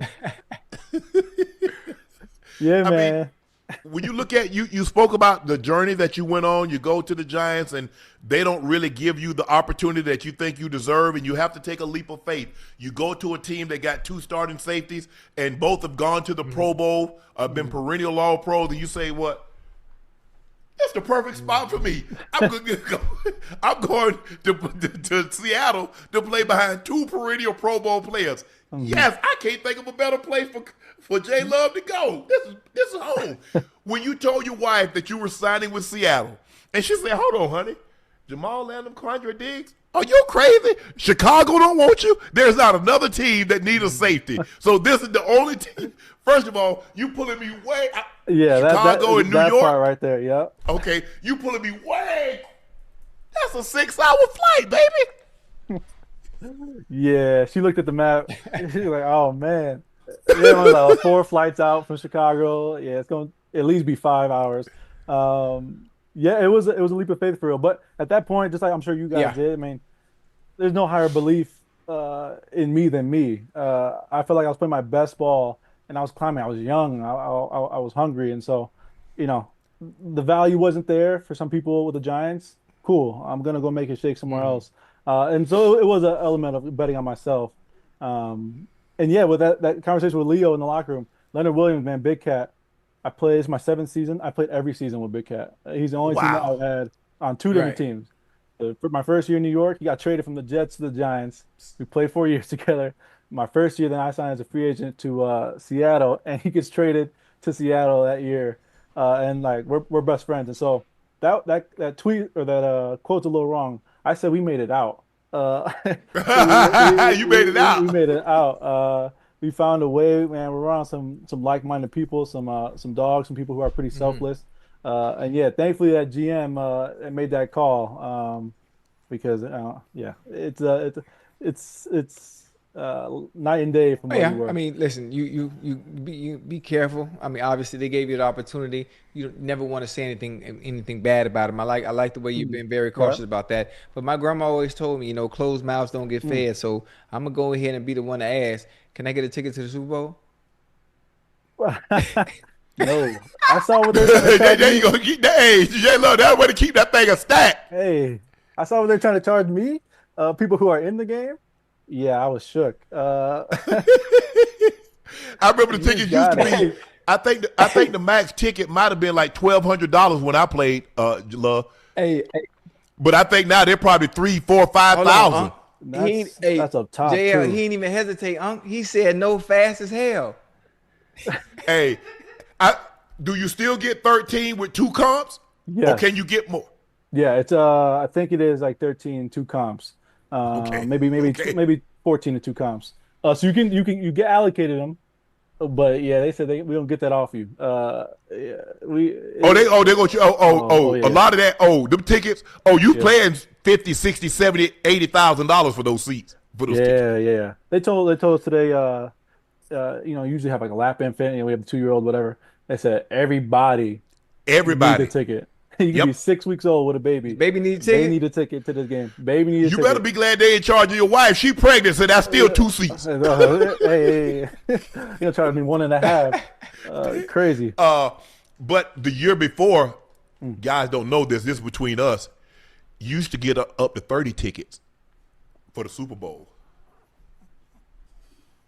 Dang. Yeah. 30, decent rate too. You said about 1,200. I tell you off camera what changed that, but we don't want to put family business in the street. Man, congrats! Hey, no, before you go, we won't get you out on this. What's it like every day to see JSN and to have to deal with him on a regular basis? Because you see him every day and you kind of know his movements. He does a great job of staying level because Yep. a lot of times when guys go to stop, they'll drop down. But if you watch him, he kind of like he's Always. like just floating on air. So Always. everything looks the same. He'll run a out, it looks the same. He'll run an in, it looks the same. He run a dig, it looks the same. He runs the seam, he runs the go. Everything looks the same. So it's really hard to get a bead on what he's actually doing. So what's it like watching him every single day? No, he's special. Y'all got to get out and see him like in person, go to work. He's special. Like you said, everything's the same. Those are the toughest receivers. You can be fluid in a route and be able to break on every step, and you're moving at full speed. There's 3 to 5 of them Oh in the yeah. league, pretty much. He's one of them. So natural. Then out of the route, natural pass catcher. You saw him with the one-handed grab. Yep. Just natural. I think a lot of his teammates, back in college, back in his Ohio State days, they said the same thing. Like, man, he's special, and he's just a guy, man. He's chill. He's cool. He's young single dude enjoying himself. But when it comes to work, Oh yeah. he's Yeah. serious. We know he's for real. He needs to get more Yeah. attention. Obviously, he's getting a little this year, but he's a serious Listen, I one. got a small sample size of him. Obviously, seeing what he did at Ohio State, seeing what he did in the Rose Bowl. I hold a wide receiver Yeah. workshop for all the NFL receivers. He was one of the receivers that came out with Jamar Chase and T. Higgins and Cortland Sutton, Judy, and being able to see him now up close and personal, and to see his footwork and his ability to start and stop and transition and get in and out of breaks. I was like, Yes. Second to what the none. Yeah, hell? top tier. So when I see what he does this season on film and on camera, I'm like, okay, now it makes sense why they let DK go. Okay, now it makes sense why they let Tyler Lockett go. So I'm like, dog, unbelievable, He needed his own. unbelievable. He's nice. He's nice. Yeah. Matter- No, to have his production with the style of offense we Right. play, it's run heavy. I think we run it at the highest clip in Right. the league. And to do what Oh, he's the West doing, Coast. Oh, you absolutely gonna run it. yeah. He to get that production out of him is crazy. But when you play action off that run, and when Kenneth Walker III is running it like he's running it, and when you play action off of it, that's why you got guys running Wide Scott ass ass free. JSN is still an excellent route runner, but he's even more running because those safeties like, damn, we got to get down to the box. We got to stop this because we can't let this guy get ahead of steam. But he's special. Even like Ocho's talking about in that Rose Bowl, and you're watching him, you like, is this team that bad? Or this dude that good? Because, you don't see – look, we see receivers get 175, 200. But to see a guy go over 300 yards receiving – so I'm asking myself, is this man really this good or they that bad at defense? And come to find out, no, he's really that good. Yeah. Had no answers. No answers for him. Man, well, congratulations, man. Thank you for coming on and joining us tonight and sharing with us a little highlight from the game and what it means to you and your family to go. Congratulations on the newborn that's about to happen in March. Wish you best of luck. Everybody's healthy and happy. And come back after the game. You guys take care of what you're supposed to take care of. Come back and talk to us. Don't forget my ticket. Of course. Go to will call. It might be you might be waiting a little bit, but just it'll be there. Appreciate it, J Love. Congratulations and best of luck. Stay healthy, bro. Thank y'all. Appreciate y'all. Appreciate you, man. Hey, Ocho, that joke told you go quick. The tickets cost too much, Ocho. I ain't got nothing for you, bro. I already know. I already know what it's gonna look like. You get those tickets, and sometimes you know what your check's supposed to be, and they take that money out that check. It ain't gonna be pretty. You ain't gonna tell me nothing. I know. Be pretty. I know what it's gonna be, bro. I thought your auntie put you up. Broncos linebacker Dre Greenlaw said transitioning from San Francisco to Denver was very tough because how much more physical demanding Sean Payton's coaching style was. He told reporters Sean is old school. He's going to do 6 days on, 1 day off. He's got his way of doing things. You're going to be practicing 3 hours on Wednesday, 3 hours on Fridays. Shanahan is the complete opposite. He wants you fresh. Well, hold on. I thought the CBA didn't allow them to be out on the field that long. Don't start me lying. Yeah, The 49ers have never won a game under Kyle Shanahan when trailing by 8 points or more in the fourth quarter. Since 2017, Kansas City leads the NFL with 7 wins in 30 such situations with a comeback rate of 23.3. San Francisco is dead last when trailing by 8 points in the fourth quarter. They're 0-51. Damn.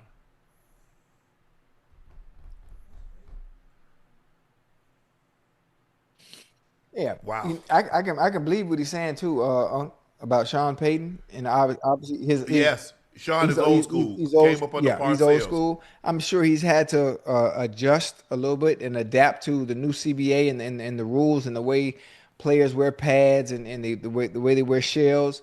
But he's gonna get the most out of you. He's gonna get the most out of you, and that's probably the reason for their success. Literally and figuratively. That's probably the reason for their success.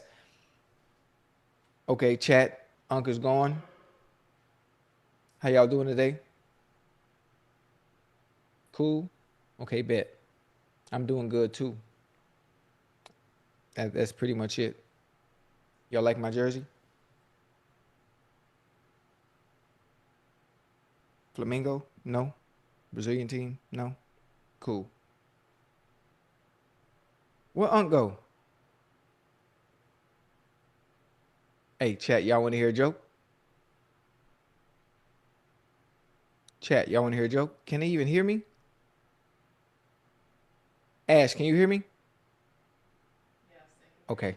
Should I save my joke to Unc get back?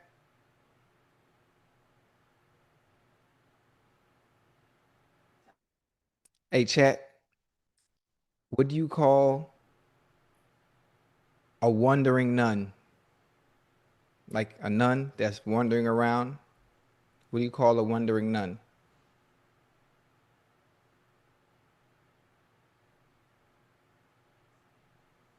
Anybody?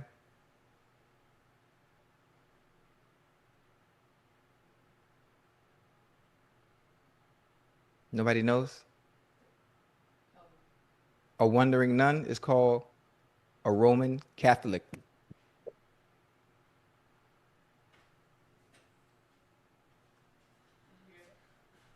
I heard it. back to our normally scheduled programming. It is a transition, Ocho.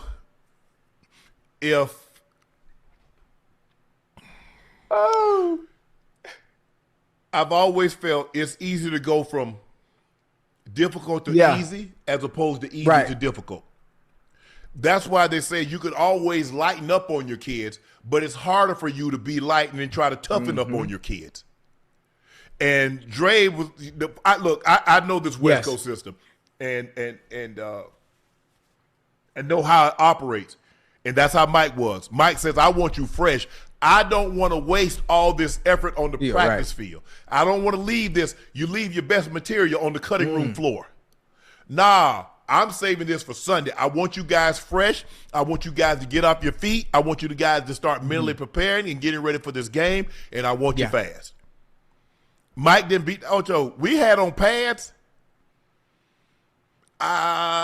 We put on pads Thursday. So I wore pads basically 12 plays in my entire 12 plays a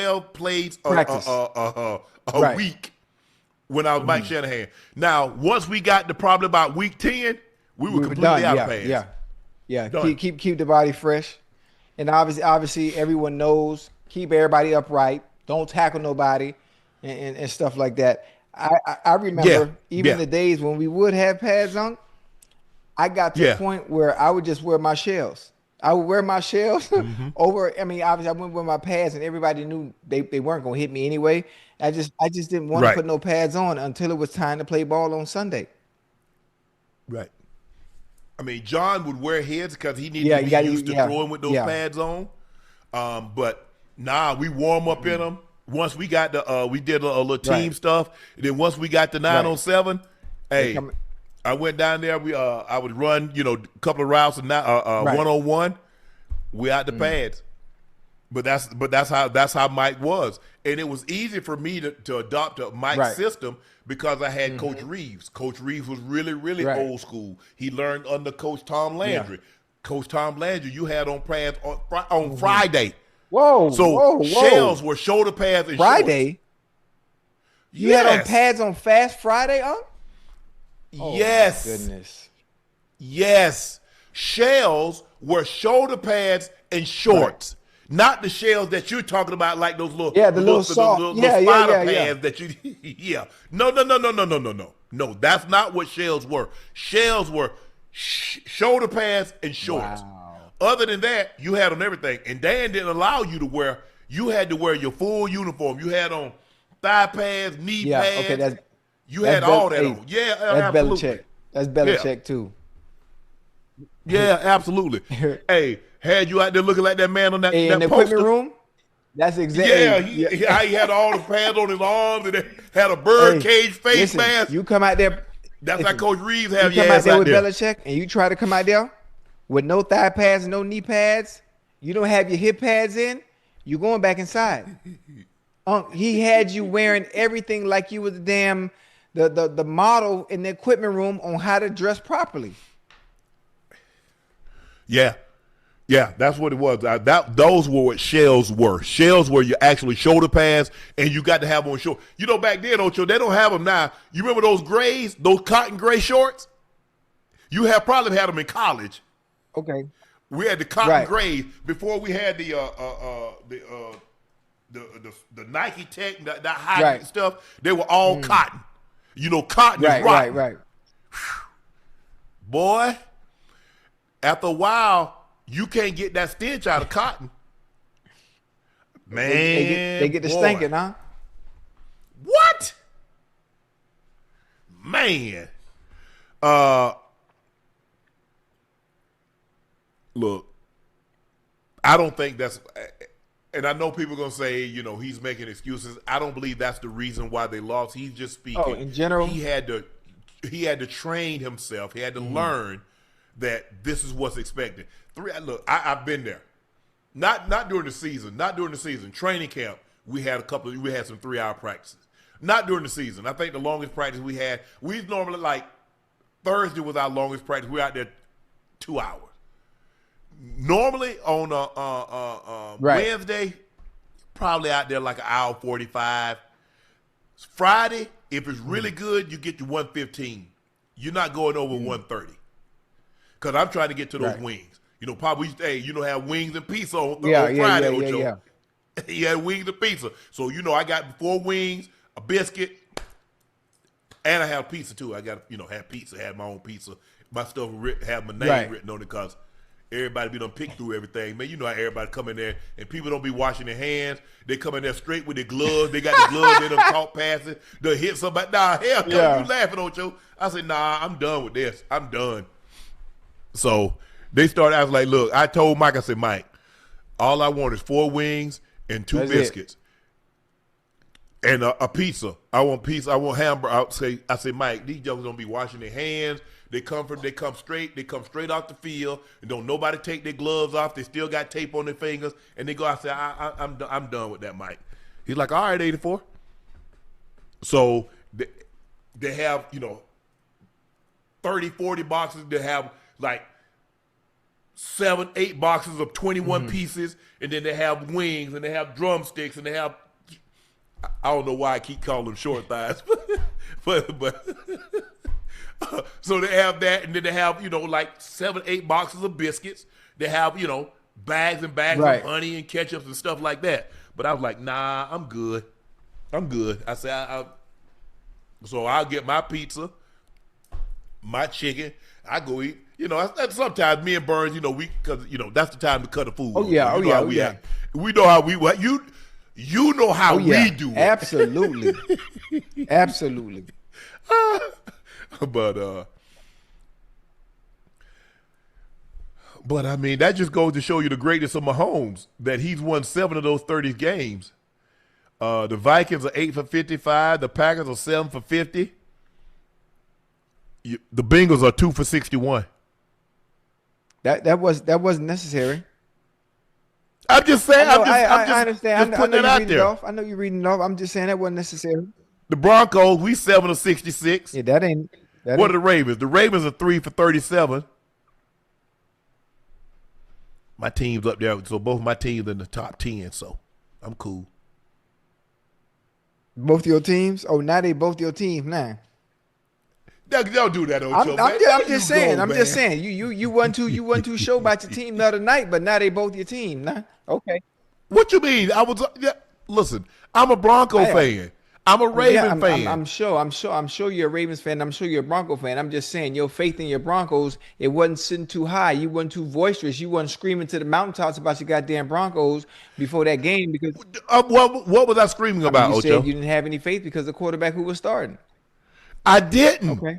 That's why I wasn't as upset had I would have been had Bo started. If Bo had played and we lost, yeah, I'd have been disappointed. Extremely disappointed.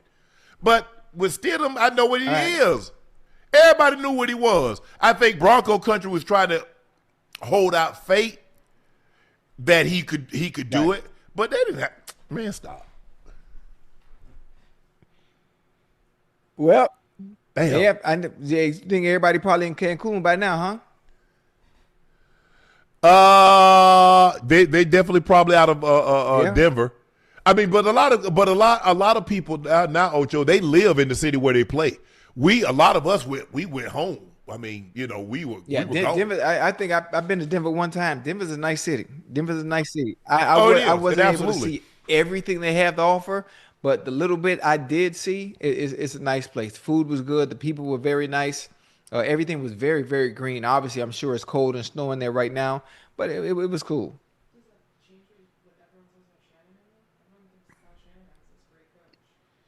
Oh yeah. He hasn't come back. He's gonna have to fix that. What happened? I mean, he doesn't have any come from behind victories when he's down by 8 points in the fourth quarter. Shanahan? Oh yeah.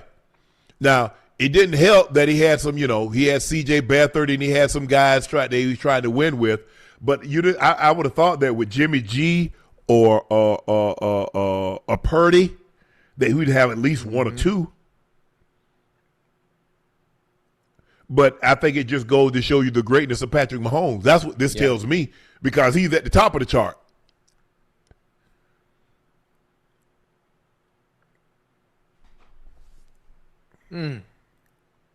The Guppies won 470. The who? The Guppies. Are you talking about the Dolphins? Oh, my bad. I am. Yeah, they. I mean, they just as bad as the ponies. Then Don't do that. I'm just saying. Don't do that. But, hey, when last time y'all won a playoff both game? y'all at Ocho? home. Oh, what's the point? What's the point? When last time you won a playoff? Y'all didn't even make the playoffs. We didn't make the playoff, but y'all right back at home. Y'all right with us.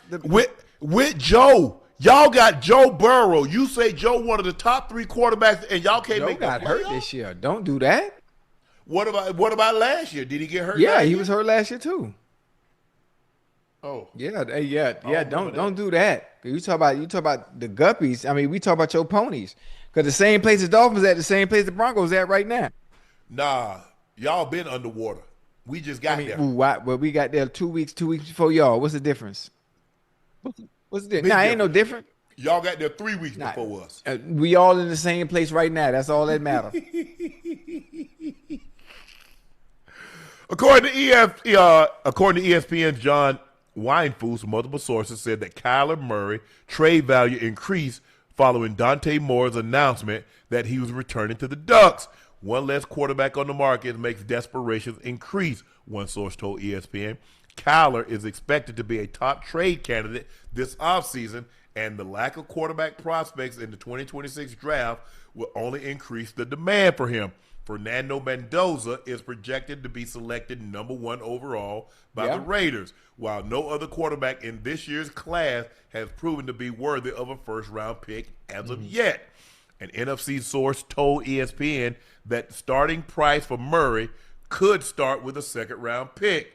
The source added that if the Cardinals can trade Murray, they will. I think Kyler Murray might end up in New York, huh?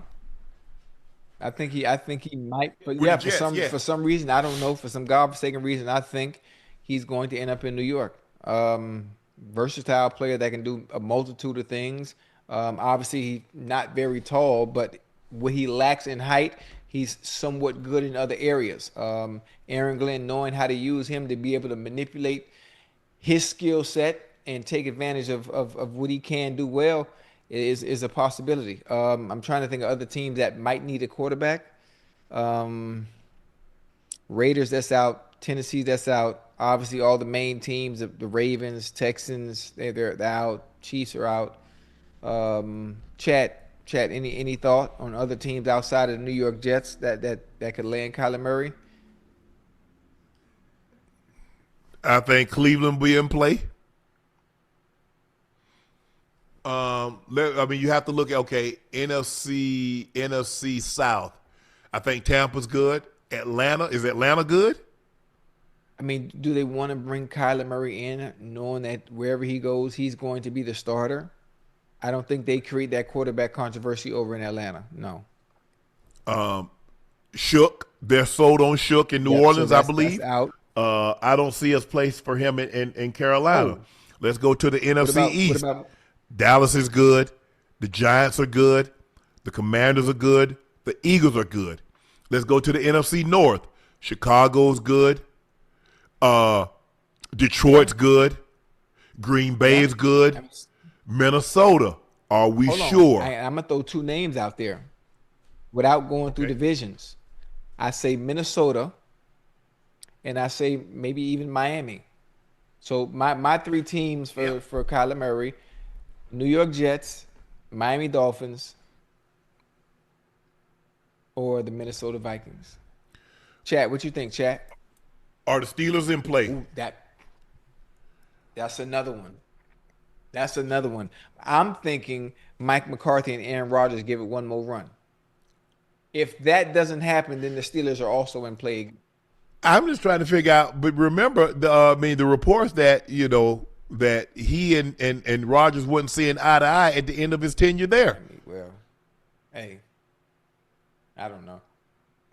I ain't no telling with Aaron Rodgers. You know how he does. I mean, he loves that being in that position of power to be able to control the narrative, whether he stays or goes. And I don't know. So we'll see where Kyler ends up. Coach Prime has implemented a new system to hold players accountable taking their NIL money. Colorado will now issue fines for attendance violations. Among those is a $2,500 for missed practice. If you're late, it's going to cost you $500. Late for meeting or film session, $400. No show meeting or film session, $2,000. Late to strength and conditioning, $1,000. A no-show strength and conditioning, $1,500. Late to treatment, $1,000. No show for treatment, $1,500. In addition, Colorado players could be fined up to $2,500 for violation of team rules and could be fined up to $5,000 for public or social media misconduct. Both are based on severity. Ocho, do you like this? Absolutely, because all he's doing is preparing you for the next level.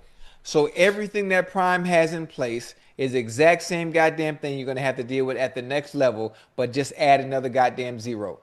That's all. So we're preparing. You're getting played like a pro. You have to conduct yourself like a pro. Therefore, now that you're getting NIL money, now you're going to get fined like a pro. It's a part of the business. This is I'm glad that he implemented this, and I think other colleges should implement it as well, so players can get a little bit more structure and discipline when it comes to their approach to the game, not just playing the game for said money that you're receiving. There are other factors that go into that once you become said pro, in a sense. I like it for the simple fact you have to have accountability. And as a young man or young adult, there's going to be accountabilities. You can't keep showing up late to the job and expect to have a job. If you have intentions of going to the NFL, this is what it's going to cost. If you have intentions on being on someone's job, you keep showing up late, you keep missing, you're going to get fired. Yeah. Now, I understand when these kids weren't making any money, it was hard to find a kid. These kids making money now. So you want to be a pro, you want to get treated like, you want to get paid like a pro, you get treated like a pro. I don't know why people have a problem with this. So you want a guy to make $4 million and then he gets to come to practice. If he wants to come to practice, he'll come. If he wants to go to film study, he'll go. If he wants to go to study hall, he'll go. If he wants to go to workout, he'll go with no ramifications. Some got to give. Some got to give. I'm just confused by talking about, this is not good. What do you mean it's not good? Wait. Enforcing responsibility is not good? No, because a lot of people don't like responsibility. They don't like accountability. Let me come. Let me show up. Because here, Ocho, this is what you're going to get. As long as I'm doing my job, who cares if I'm late? You can't do that in the corporate world. You can't show up just because you do your job and pick and choose what time you want to walk into people's office. That's not the way that works. Come on now. Come on now. And in Prime keeping it sweet, 500 here, 1,000 here, 2,500. Boy, you better add another zero to that once you make it to the league. I wish you would miss a meeting. Late to who? Late to what? But Ocho, I don't understand. Ocho, I just want to know. In all my life, I've never missed a practice unless I was injured. I'm talking about how you are healthy. You're 100%, and you just not go to practice, or you just not come to to work. I'm just trying to figure out, and to hear people like, well, he didn't show up. I'm like, really? I never heard of that before. I'm like, how is that even possible? Yeah, never heard of that before. Not showing up? No. Missing practice for a specific reason? Yes. But just not showing up out the blue? No. Well, normally you call, and not 5 minutes before you got to go to practice. You let them know in advance. Yeah. That's what you would do on your job. You just don't say, well, just not show up. You just like, look, there's an emergency. And as soon as you find out the emergency, you let the people know, your employer knows that I'm not going to be able to make it to work. I have an emergency, a kid, my wife, my girlfriend, X, Y, and Z, whatever the case may be. But just to not show up or just not come to practice or to be look, it's a different time now.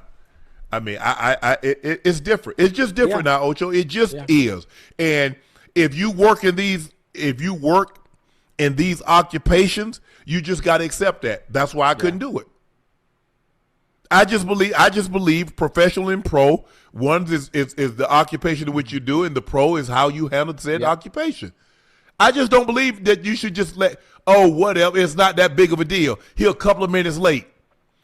It always starts off as a couple of minutes. Then it goes to 5, then it goes to 10, then it goes to 30, then it goes to an hour. Well, as long as he's doing his job, I can tell people that's never employed anybody or never run a business. And then more times than not, they're probably the people that's showing up late. Most of the time. I've never understood it. I'm never gonna, and I don't care. And here, look, whatever you need to do in your free time, you got free time, Ocho. But then when it's time to do Club Shay Shay, when it's time to do Shay Shay Media event, let's get it done. Let's be where we're supposed to be, when we're supposed to be. When you got your time off, do whatever you want. Go skydiving. Go bungee jumping. Just get just have them bungee your ass right in here when you're supposed to be at work. That's all I care about.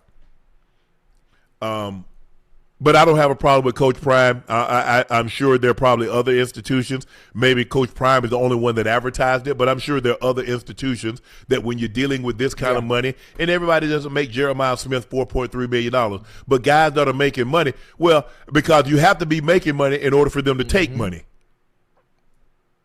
So you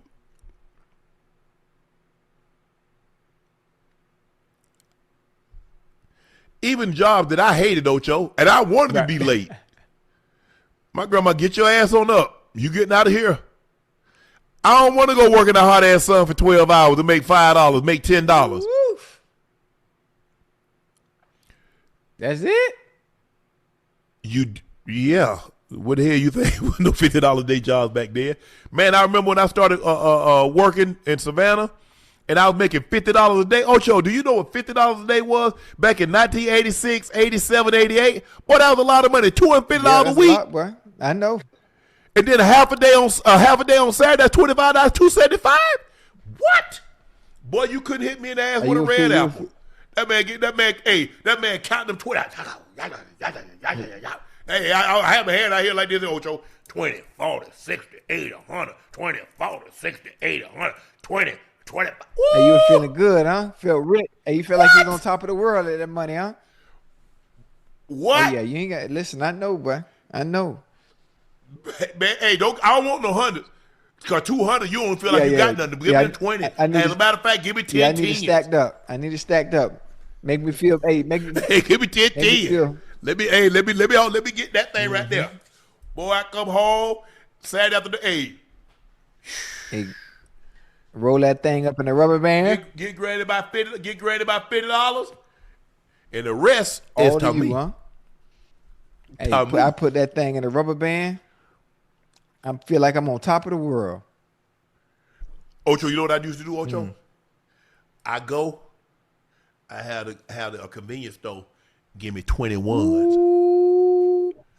And what I do, I get that old Niagara spray and put that thing on the ironing board. You hear that thing, shh. Them thing be crazy, Ocho. Nice and sharp. Like they just came out the counter.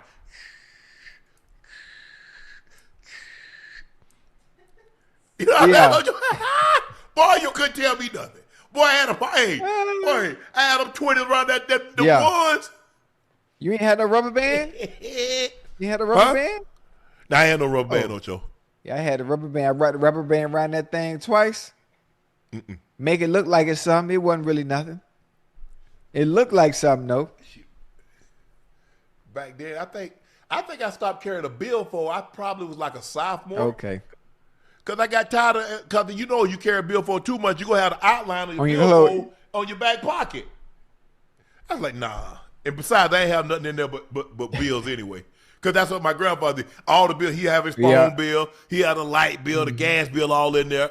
So, but man, there was a time. And so I was just like, you know what? If I could get my, Ocho, when you think about it, Ocho, if we could get our ass up to go work a $50, $100 a day job, you mean to tell me you can't get your ass up to go work $100,000 a week job or a $200,000 a week job or a $500,000 a week job, you gonna be late to that? You only got to tell me what time to be there once, just once. One time. Well, please. One time. Think about it. If somebody would have told you when I was working in those fields, Ocho, because I thought $1,000 was, boy. If I said, man, if the God ever let me make $1,000 at one time, so I'm gonna do a job and somebody gonna give me $1,000, 10 $100 bills, 20 $50 bills. Ooh.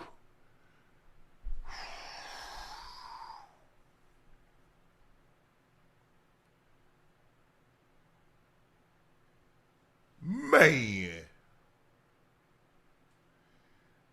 and then that little bit of money I was making, Ocho, I was so happy I was getting $5,000 every 2 weeks. And I said, my brother said, man, how much you charge? I said, man, I made $5,300. He said, guess how much big bro made? What you were making? I said, huh? I said, you made how much? He done doubled up my tripled up my check. Shit. I said, man, let me get to work. I'm finna get some of this money here. Hey. Ocho, I said, I'm finna get me some of this. Yes. It's out there. I'm gonna get it. And I'm gonna be on time, because even when I was in college, I wasn't making no money, and I wasn't late to practice. I didn't miss no practice. You locked in. I'm gonna get this money. Oh yeah, and plus I had responsibilities. I couldn't let my grandmother down. She done did all she could. She done raised her 9 kids, took my mom 3 and raised them as her own, and loved my mom 3 more than she did her own. Nah. Couldn't do that, Ocho.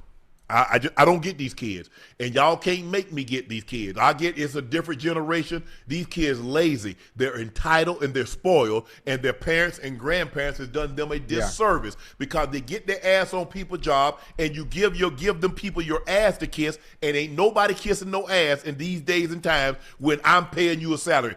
I'm not finna kiss your ass. That ain't happening. Zion Williamson's signature shoe line is being discontinued by Jordan. Zion signed a deal before entering the NBA. It was the second largest rookie shoe deal ever, $75 million, behind only LeBron James's $90 million. The Zion 4, which was released in 2025, will be the final model in this line. I mean, you can all that is because of injuries, not being on the court, not being able to play. Obviously. He was supposed to be the next big thing. He was supposed to be the next person to take over and be the face of the league at some point. But the injuries, the multitude of injuries, I mean, it hampered that. Still, when he is healthy, boy, he's unbelievable. He is unbelievable. Just the problem is hard to keep him on the court. It's hard to keep him on the court. So I understand their decision to discontinue that line, and I don't know. I don't know, man. Did you see what he did to Wemby the other night? Or was that last night? Oh, when he dunked it? I'm just saying in general. I think it was the night. I think they played tonight. When they played, didn't they play tonight? Or they played last night? He did whatever he wanted to do.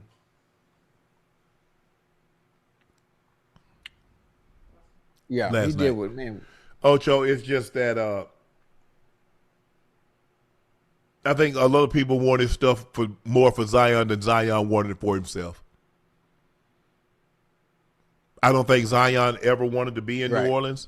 I've said this on several occasions. I thought Zion would have preferred to be the number 3 pick and go to New York as opposed to being the first pick and being in New Orleans. Can you imagine? Because he wanted to be in a bigger market. Can you imagine? He didn't want to be there. He did not want to be in New Orleans. And it ain't where you go, it's what you do once you arrive. And, he got injured his first year, and he didn't do the necessary things in order to. And I'm not here to try to belittle the man, but I just think Zion could have done some things better, taken better care of himself. I don't. The off the field stuff, everything else will work itself out. Yeah, you make jokes about what someone did in their private life, and then it becomes public. I don't care. I don't care about that.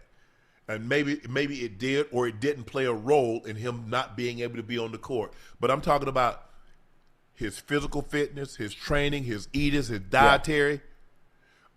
Yeah. And when I would say, "Oh, you don't know," and this and that, now those people now look. Yeah, that guy's never. He was supposed to be a perennial All-Pro. I mean, an All-NBA selection. He was supposed to be a perennial NBA All-Star. Yeah. And hey, when he's healthy, man, it ain't no denying it. You see what you saying? Ain't no denying it, boy. He is that boy when he's healthy. When?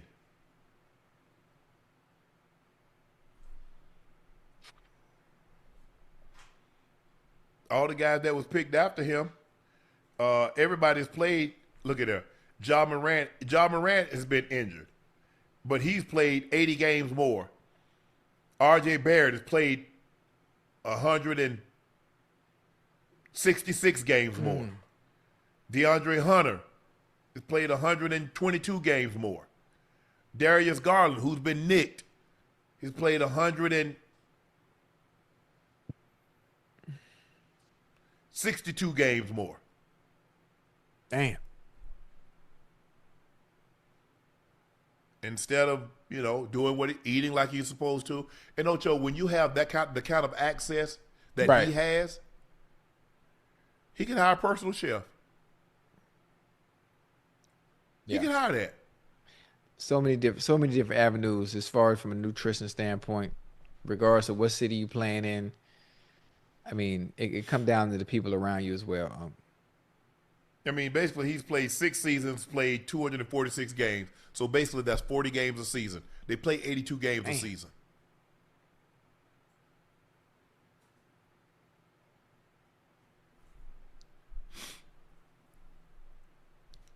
He's made about $154 million. He should have been in line to get another contract for another $300 million. And remember, Ocho, they had to put all these clauses: his weight, his body fat, X, Y, and Z. Keep it down.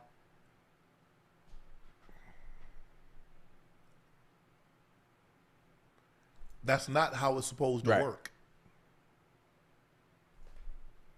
But when they don't trust you, they'll put things in the contract because they know you'll F it up. Yeah. Hopefully he gets somewhere and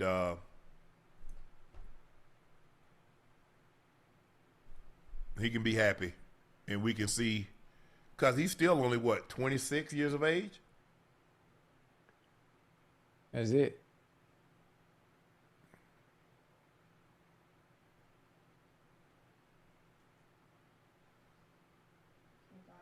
He's 25, Ocho. Ooh, wait, still a baby, huh? Ocho, a video of Tracy Morgan has gone viral of blowing off a homeless man that apparently used to bully him when they were younger and has been going viral on social media. Let's take a look at this video, Ocho. You're always on my ass about taxes. Taxes, then.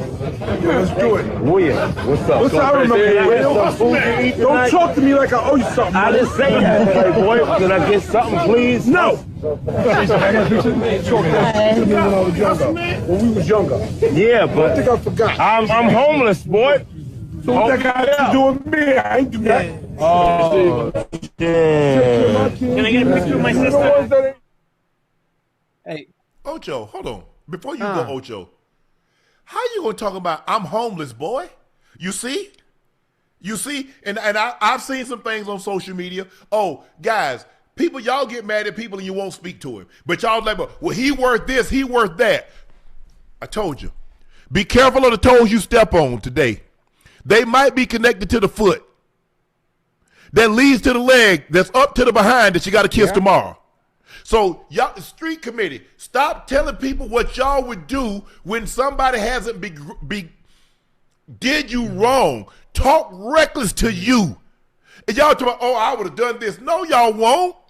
You won't. Y'all get to say that because y'all want everybody to make it seem like you got empathy.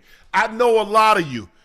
Somebody did you wrong when you were younger. You not turning a cheek. I know that's in the Bible. And I said that one time. I said, that's in the Bible. I ain't in there. Go ahead, Ocho. Let me know what you think. The dude used to bully Tracy, I'm assuming, back in the younger days. That's what's being back reported. In the younger days, but he don't owe you nothing. We all got the same 24 hours. It's what you do with those 24 hours you got. Obviously, Tracy did his thing, and obviously his didn't work out, being homeless. I think his approach could have been a little bit different. His words, the way he was talking. But obviously, whoever it was, is somebody from New York, and you know how New York folk talk. That's how they talk. And he still has not really animosity, but still has that bully mentality. And you can tell by the way he's talking, even though he's not in that boy, I'm homeless. Yeah. Boy, I'm homeless. I'm homeless, boy. Man, he don't owe you nothing. He don't owe you nothing. That's why you're approaching asking for help. It has to be sincere. It has to be sincere. Yes. He still got that mentality like he's still the goddamn bully. Because he looking at it like, Tracy, you got money. Forget everything that I may have said. Forget everything that I may have done. Since you're in a position to help, can you help me? Hell no. Let me ask you a question. In the process of asking him for money, did you ask for him to forgive you for what you've said or what you've done? Obviously, you didn't forget. You see, people, you people quick to say, well, you so well off, and I am. And I'm a very forgiving person. But you have to approach me the right way. I get the same thing. Hey, man, take a picture with me. Please? Oh, I got to take this picture because they ain't going to believe. I say, my man. I say, ma'am, sir, is that how you approach somebody that you want someone to do something for you? You tell them they got to do this or you going to do that? I say, so if I came up to you and says, you going to do this, you going to do that, how would you feel? You right, I'm sorry. Okay. Yeah. But this notion that Tracy owes him something because he's a little down on his luck is just not true. If Tracy chose to give him something out of the kindness of his heart, that's more power to him. But Tracy said, I remember you. You used to bully. That's what he said. Now, I don't know if it's true or not. I wasn't there. I'm just going by what Tracy said and what we heard in the video. You used to bully me. Oh, I know that was back then. Boy, I'm homeless. Boy, what you want me to do about that, boy? Ain't no. Man, that's messed up too. That's messed up. You got to be more careful. You got to be more careful how you treat people, huh? Especially when you're young, because you never know when you got to cross that bridge again. You never know when you're cross paths again. You stepped on them toes. What are toes on, Ocho? Yeah. A foot. What's a foot connected to? Leg. What that leg lead to? Butt. Yeah. The toes you step on today might be on the foot, connected to the leg that leads to the butt you got to kiss tomorrow. My grandma used to always say that, say, boy, be careful how you treat people. Her famous thing say, the old people always call you boy or son. Always. She say, boy, be careful how you treat people because you never know who you'll ask to hand you your last drink of water. That stuck with me. That stuck with me. I don't burn no bridges, huh? You never know who you'll ask to do something. Just because you're in a more favorable position today doesn't mean you'll be in that same position tomorrow. I try to treat everybody right, Ocho. I really do. I don't bother nobody. Try to stay in my own place, in my own lane. There are a lot of stuff that's going on. I don't care to talk about it because that ain't my business. But to treat somebody a certain way, and because God has blessed them, you falling on hard times, and to feel that person owes you something. No. My grandmother gave my brother, sister, and I everything but life. My grandma didn't want us to do anything for her. We'd have to sneak her out of the house to buy a refrigerator, sneak her out of the house to buy a wash and dryer. Libby, that's them boys' money. Libby, we don't need nothing. What you mean? We not me and Spank ain't even in this position if it's not for you. So that is the only person I feel like I owe somebody something. So for a person to treat me less than, because maybe you're a little bigger, maybe you're in a little more favorable position, now the roles get reversed. Remember, Ocho, the people that you meet going up, sometimes you'll meet them same people on the way back absolutely. down. You ever been on the elevator, Ocho? You going up, them say, no, I'll wait. And guess what? You come right back down, they're still right there. God got a mysterious way. I don't get it, and I read some of the comments. Tracy, you got that. Had you not been this, that's besides the point. I just want to know. I would just like to see a lot of people that commented, the person that treated them the worst, how they feel about them today. They wouldn't have gave them that, no. Because sometimes you won't even talk to a brother, a sister, a mom, or dad, or a loved one. But a total stranger that gave you their ass to kiss. Now you're in a favorable position. You're going to like, okay, yeah, that's what I do. Well, if that's the case, go do that to your mom and dad that you hadn't spoke to in 15, 20 years. Go do that to a sibling that you hadn't done in 15, 20 years. Go do that to your child. So while you talking about that you would do this for a total stranger, go do that for a family member. Go do that for a loved one, someone that's been in your life, and maybe you've had a falling out. Things happen. Family members sometimes fall out, but I'm telling you something about Ocho Sharpe. My grandma used to say, boy, teeth and tongue will fall out. Because you know what happened, Ocho? You'll bite your tongue, your teeth bite your tongue, tongue and teeth get mad at each other. They might not speak. But Shannon Sharpe, Libby Sharpe, and Sterling Sharpe, that ain't going to happen. Because for the longest, that was all we had, was each other. I don't get it. I don't. I'm a very humble person. I help people when I can.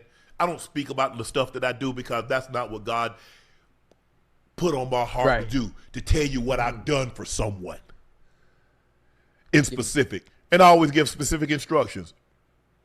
When Shelly sends money somewhere or does something, Mr. Sharpe, it says, do not let anybody find out, because if he does, it won't happen again. I mean, a lot of people walk around, entitled to something. Always. You put all the work in, people you've grown up with. Sometimes it's people you've associated yourself with. Sometimes not even real friends. They're a friend of a friend, and they're comfortable enough to be able to ask you. Sometimes people approach you the right way when in need, and asking for a favor. But many people are self-entitled and feel that because they associate with you, you owe them something, and then put in no work. Let me ask you a question, Ocho. Who your best friend? That's not a fan. Your best friend. Best friend, like literally best friend? Yeah. Probably T.O. or T.J. One or the other.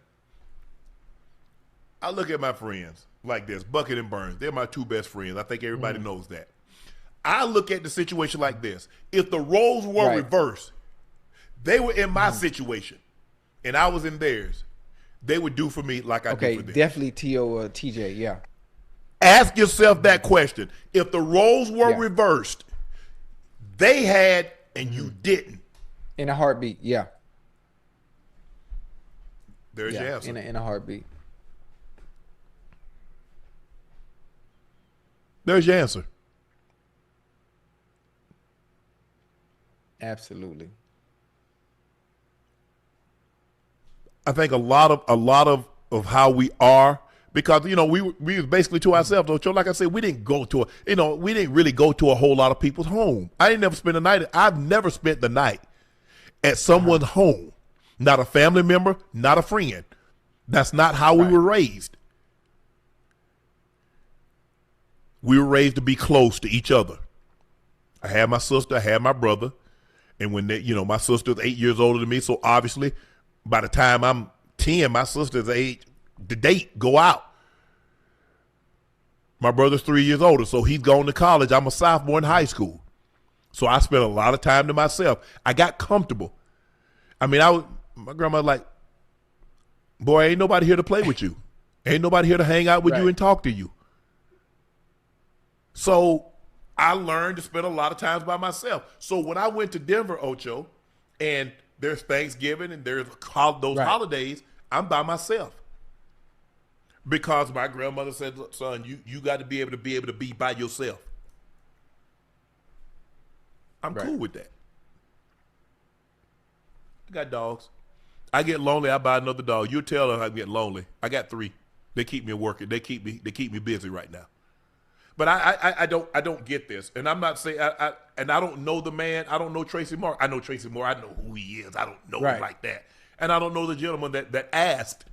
But I think there's a way. I think there's a way to approach that situation. I think he went about that whole situation wrong, and I think what looks like to me is that because he had Tracy Morgan is a known name, he tried to put him on the spot. Cameras. He tried to put him on the spot. And Tracy's like, no. You used to bully me. I ain't forget about it. I remember you. And then you talking to me reckless. Every day I do. Nah, you. What do you say, Ocho? Reckless, man. Are you talking to me crazy? Man, what? Yes.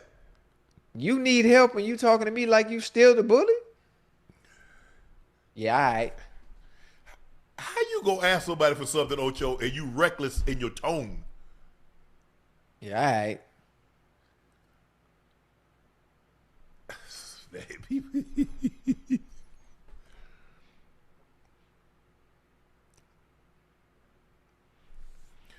I don't get it, but hopefully, look, like I said, at the end of the day, Ocho, God knows Tracy's heart. Yeah.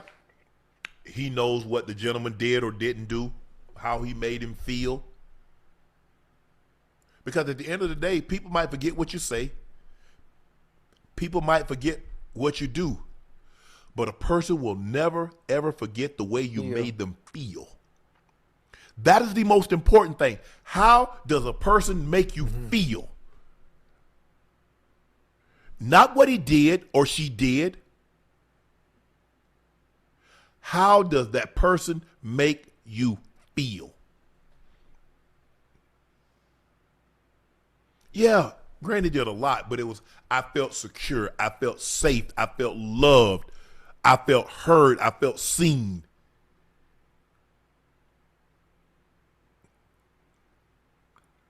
Anytime my brother would make me cry, I'd go run to tell the granny. She'd say, stop crying, boy. She said, take all that to make a man. She'd always tell Granny here, you know Granny ain't gonna let nobody hurt you. Get on back out there and play. I go out there and kick them and run off in the house. Ocho, I kicked them and run in the house. Hell no. Oh, but the other day, my brother said, man, you know what? I want to hurt you so bad. Hey, I tell. You can't be snitching now. What? I tell on everybody. Brother, sister, aunts. Boy, they had to pay me, Ocho. Ocho, I be listening at the door. Ocho, I have my ear to the door like this here. Oh, you got expelled from school? How long? Ocho, look at that. You gonna skip school to go meet who? Ocho, I walk in the room. They sitting on the bed. They sit the Indian style, leg folded, sitting on the bed. What y'all talking about? Nothing. You know I heard what y'all said. Yeah, you was extorting them? It cost, boy. If I'd went and told Papa they got kicked out of school or they snuck and met somebody, You made him pay you? They had to pay. How much we talking about? $1.50, $2. It all depends. That take you a long way back then, boy. Sure would. Boy, that's in the mid 70s. That's in the mid 70s. $2 was a lot of money back then. I tell you. Yeah, For sure. I would. I didn't feel bad about it. I needed money.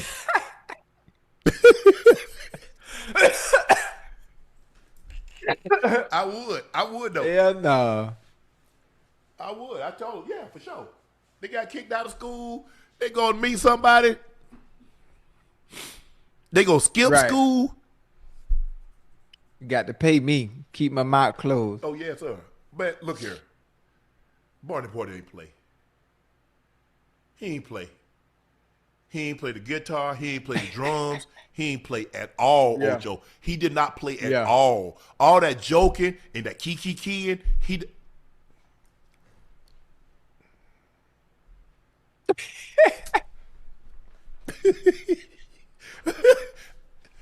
I ain't no snitch now, but I was back then. Okay.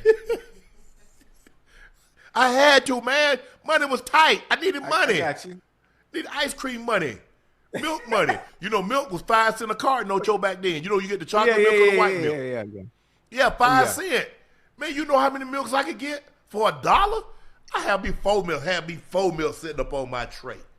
Feeling good, huh? Yep. Ice cream. You get a Nutty Buddy. You get a Superstar.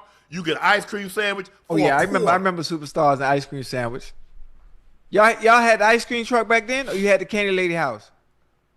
No, we had the lady house, but you know they sold the ice cream in the school. Okay. Yeah.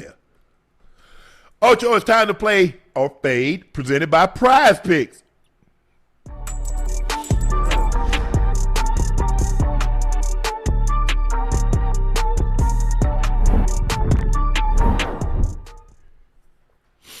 Jalen Brunson, he will have at least 35 points and assists. So when you combine his points and his assists, he'll have at least 35. Yeah. More, I agree. Trey Murphy will have at least 4 assists. Trey been balling. More. Cade Cunningham, 9.5 assists, so that means he'll have at least 10 assists. Balling, bro. Denver, Detroit. He been balling. More. He's nice. Isaiah Stewart, at least 6 rebounds. More. I'm going to win this money. $25 to win $150. Download the app today. Use code Shannon to get $50 in lineups after you play your first $5 lineup. Prize Picks. It's good to be right.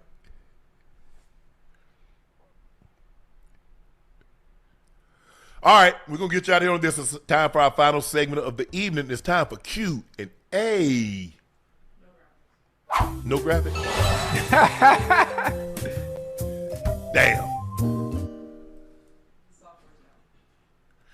Cameron Norwood Jr., Baby Tom might get himself a ring, but I think the Seahawks are going to win it all. He could. Look, I think the thing is, the one thing that the Patriots don't do and they've never really done is beat themselves. Vrabel will have those guys ready to play. They'll do what they're supposed to do. But, man, offensively, defensively, this is the best team they would have faced all year. They can get after your quarterback. They can shut your run off. They can run the football. JSN is a monster. Yeah. He's a monster. And they're going to have to keep this score down. I don't believe, I could be wrong, but I don't believe the Patriots can win a shootout with this team. They need to have a game like what they had against the Rams when they first won the Super Bowl, a 17-20, something like that, 20-23. You start getting in the 30s, 30, 31, 35. You know, I don't see it. Seahawks can go up and down the field. They can score at will. They can. C2 Prince just wanted to support my favorite Unc and Nev. But please, are you guys coming to Philly? We need y'all out here bad. As we build out the tour schedule, we're definitely going to look to put some of the cities that we were supposed to come to last summer. We're definitely going to look to put some of those back on the schedule. 6'8" Aquarius. Cam Ward deserved to be in the Pro Bowl. I doubt a rookie number 1 overall pick would turn it down. 6 foot, bro. I don't know. You're asking me to speculate. All I know is that I believe the other guys, the Joe Burrows, the Lamar Jackson, the Aaron Rodgers, probably the Trevor Lawrence. Nah, I'm good. I'm spending that time with my family, doing other things. Maybe they could have invited, but he was injured. I don't know if he's healed now. Remember, he got hurt in the last game, so maybe that factored in. I don't know.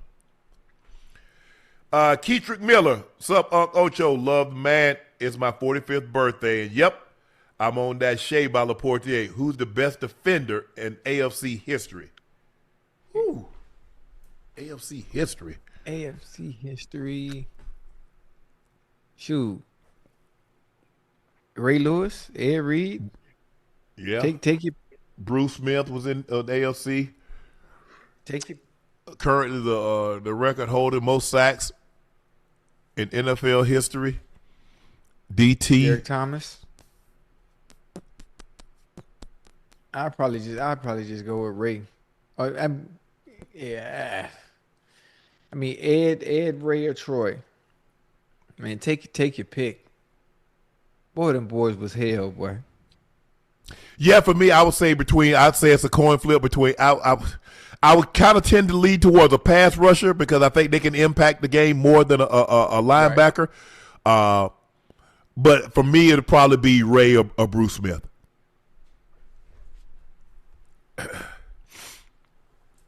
The GOAT 2022, Unc Ocho. Any memories with Kobe that y'all can share? RIP, Kobe and Gigi and others. I'm trying to think this event I went to. I went to an event, got a picture with Kobe and everything. I think it might have been to honor Quincy Jones, if I'm not mistaken. And exchanged information. I remember I texted him like late December. Let me see. I'll tell you. Let me see here, Ocho.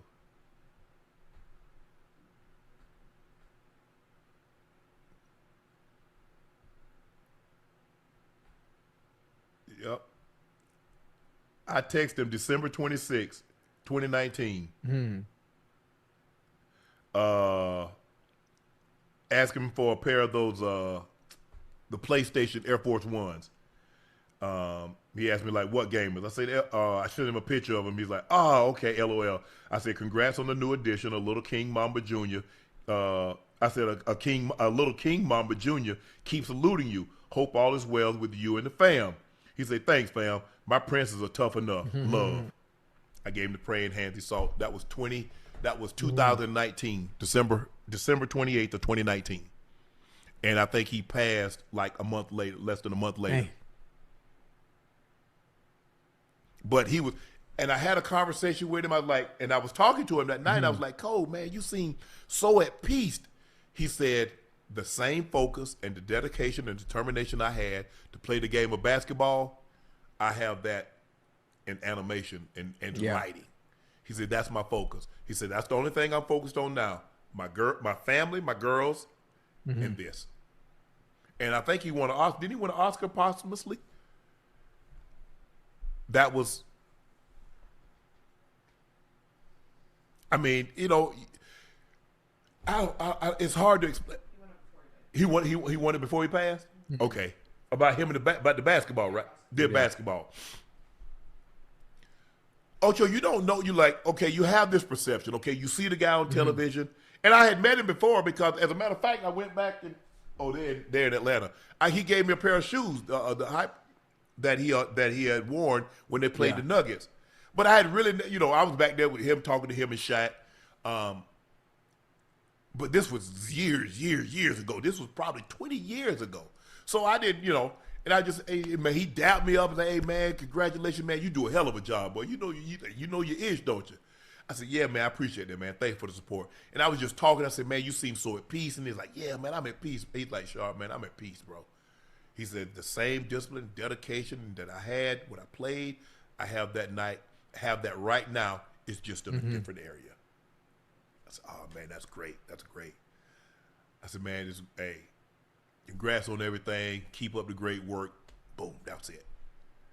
And then, and I remember, as a matter of fact, I had just got to Miami because we had the Super Bowl that year, 2020. That was like a month before the pandemic, Ocho. So I had just got to, it was the San Francisco, Kansas City Super Bowl. I had just landed in Miami, had gotten to the hotel. And it started coming. So, Ocho, you know how the thing is. I was like, man, I sure wish people would stop playing like this, man. Because you start hearing stuff coming out like, man, that can't be true. That ain't real. That ain't real. And then as more starts to come out, you start like, okay. Like, damn. That's crazy. Is this really real? Is this really true? And then it's like, oh my God.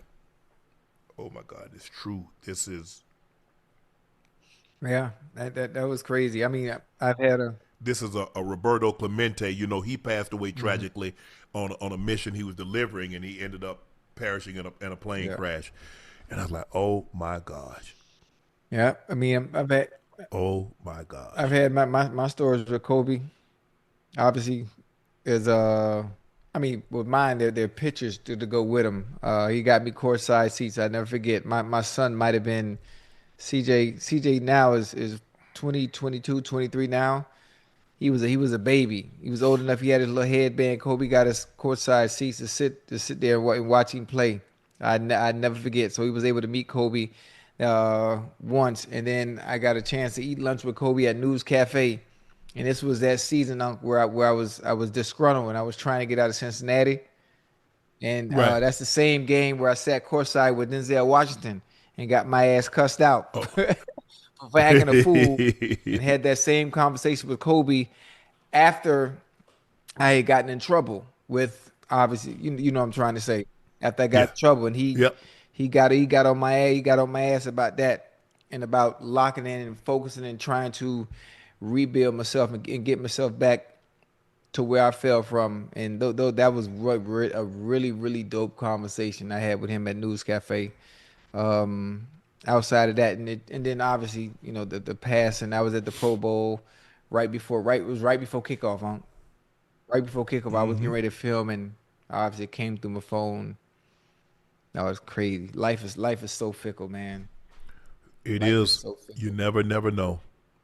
Lazy Lee 34, can you wish my wife Shay Spears a happy birthday? We gonna get them shiesty shades or them 57 Savage shirts, 58 Savage shirts. Shay, happy birthday. Lazy Lee, appreciate the support. Hopefully you did something for Shay. You guys went to a nice romantic dinner, got us, I don't know, maybe a bracelet, maybe something. Yeah. To let Shay know that you appreciate it and just how much you love her. So thank you guys. Yeah. The shiesty Shay tees, we have to look into that. Trill Brown, can you wish me and my son Cartier a happy birthday? I'm blessed to be a birthday twin with my little man. Hey, that's unbelievable, bro. I'm trying to figure out how I can time that up my damn self while you talking. You know what I'm saying, Ocho? There you go. That's what I'm talking about now. Happy birthday. Happy birthday, Trill, to you and Cartier. That's unbelievable. That is unbelievable. You couldn't do it again if you tried to, but you don't have to because you already got a twin that's born on your day. You'll never forget that birth. You'll never forget his birthday, and it makes it even more special because he happened to be born on that very, very special day. Happy birthday to you too. H_Hunt23. What's up, Unc Ocho? Do you think Kyle Shanahan will be on the hot seat going into next year? No. To get to the divisional round of the playoffs with all the injuries, with Bosa being out, with the linebacker being out, with Aaayyy not being there, with McCaffrey being banged up, Purdy missing time. No, absolutely not. Corey Eaton. What's up, Unc and Ocho? My girlfriend Michaela had surgery to have her gallbladder removed. Can you wish her a speedy recovery and give her your blessings? Absolutely. Michaela, speedy recovery. Praise. You know, the thing is about the gallbladder, Ocho, we got it, but we don't need it. That's praise. I'm like, damn, why you put something in there? I ain't questioning God. Hey, he put it there for a reason. But it's glad we can function without it. But hopefully everything, the surgery went well. Wish her a speedy recovery, and God bless the both of you guys. But thank you, guys. Thank you for supporting Nightcap, and that's the least we can do. Michaela, healthy recovery, speedy recovery. Ron Perk, hey, you speaking tonight, and this is why I tune in every night. I respect you and Ocho for everything that you do. Thank you for giving us content that you do. God bless you in the chat. Thank you, man. Ron, appreciate that. Thank you for the support. That's what we do, Ocho. Our saying is, come for the sports, stay for the story. Mike, what's up, Unc and Ocho? If we took Ocho idea and did a legends versus current players with you and Ocho on the same team, who would be the quarterback? Me, because I can't run, so I'm Brady.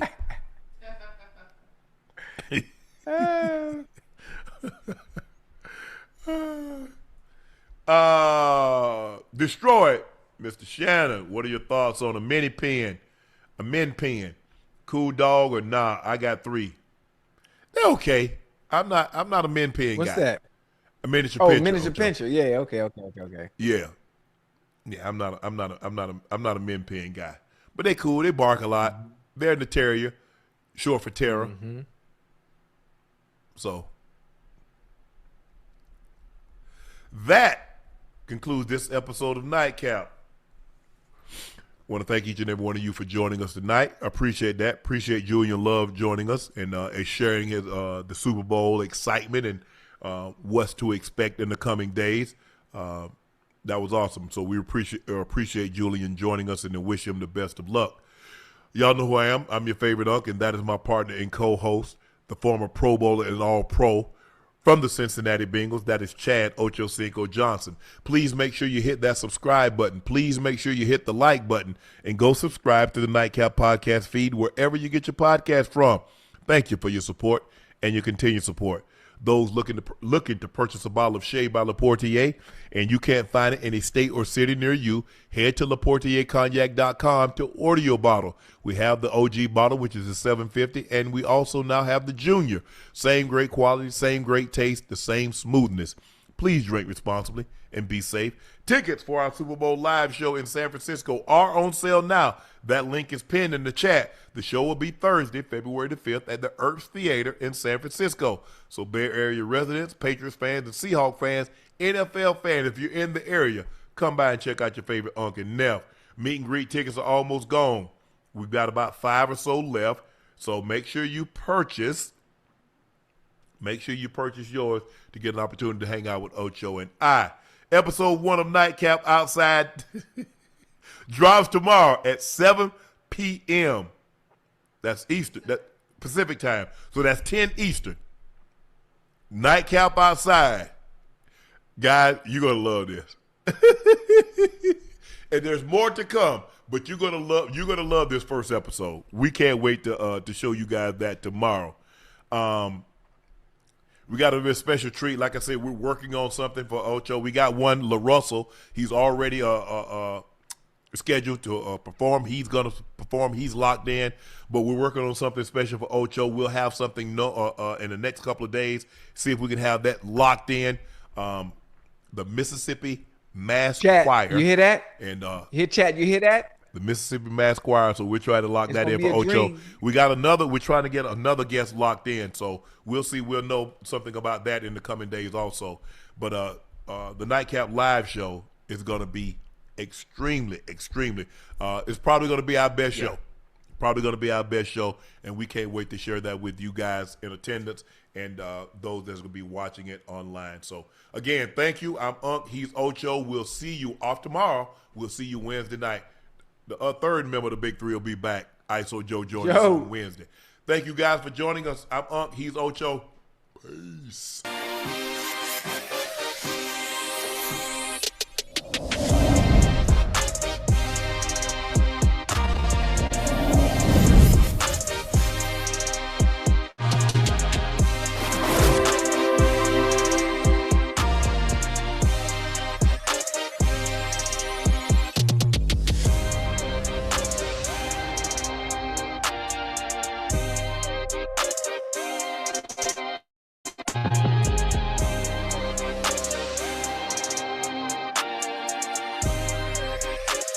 Bye.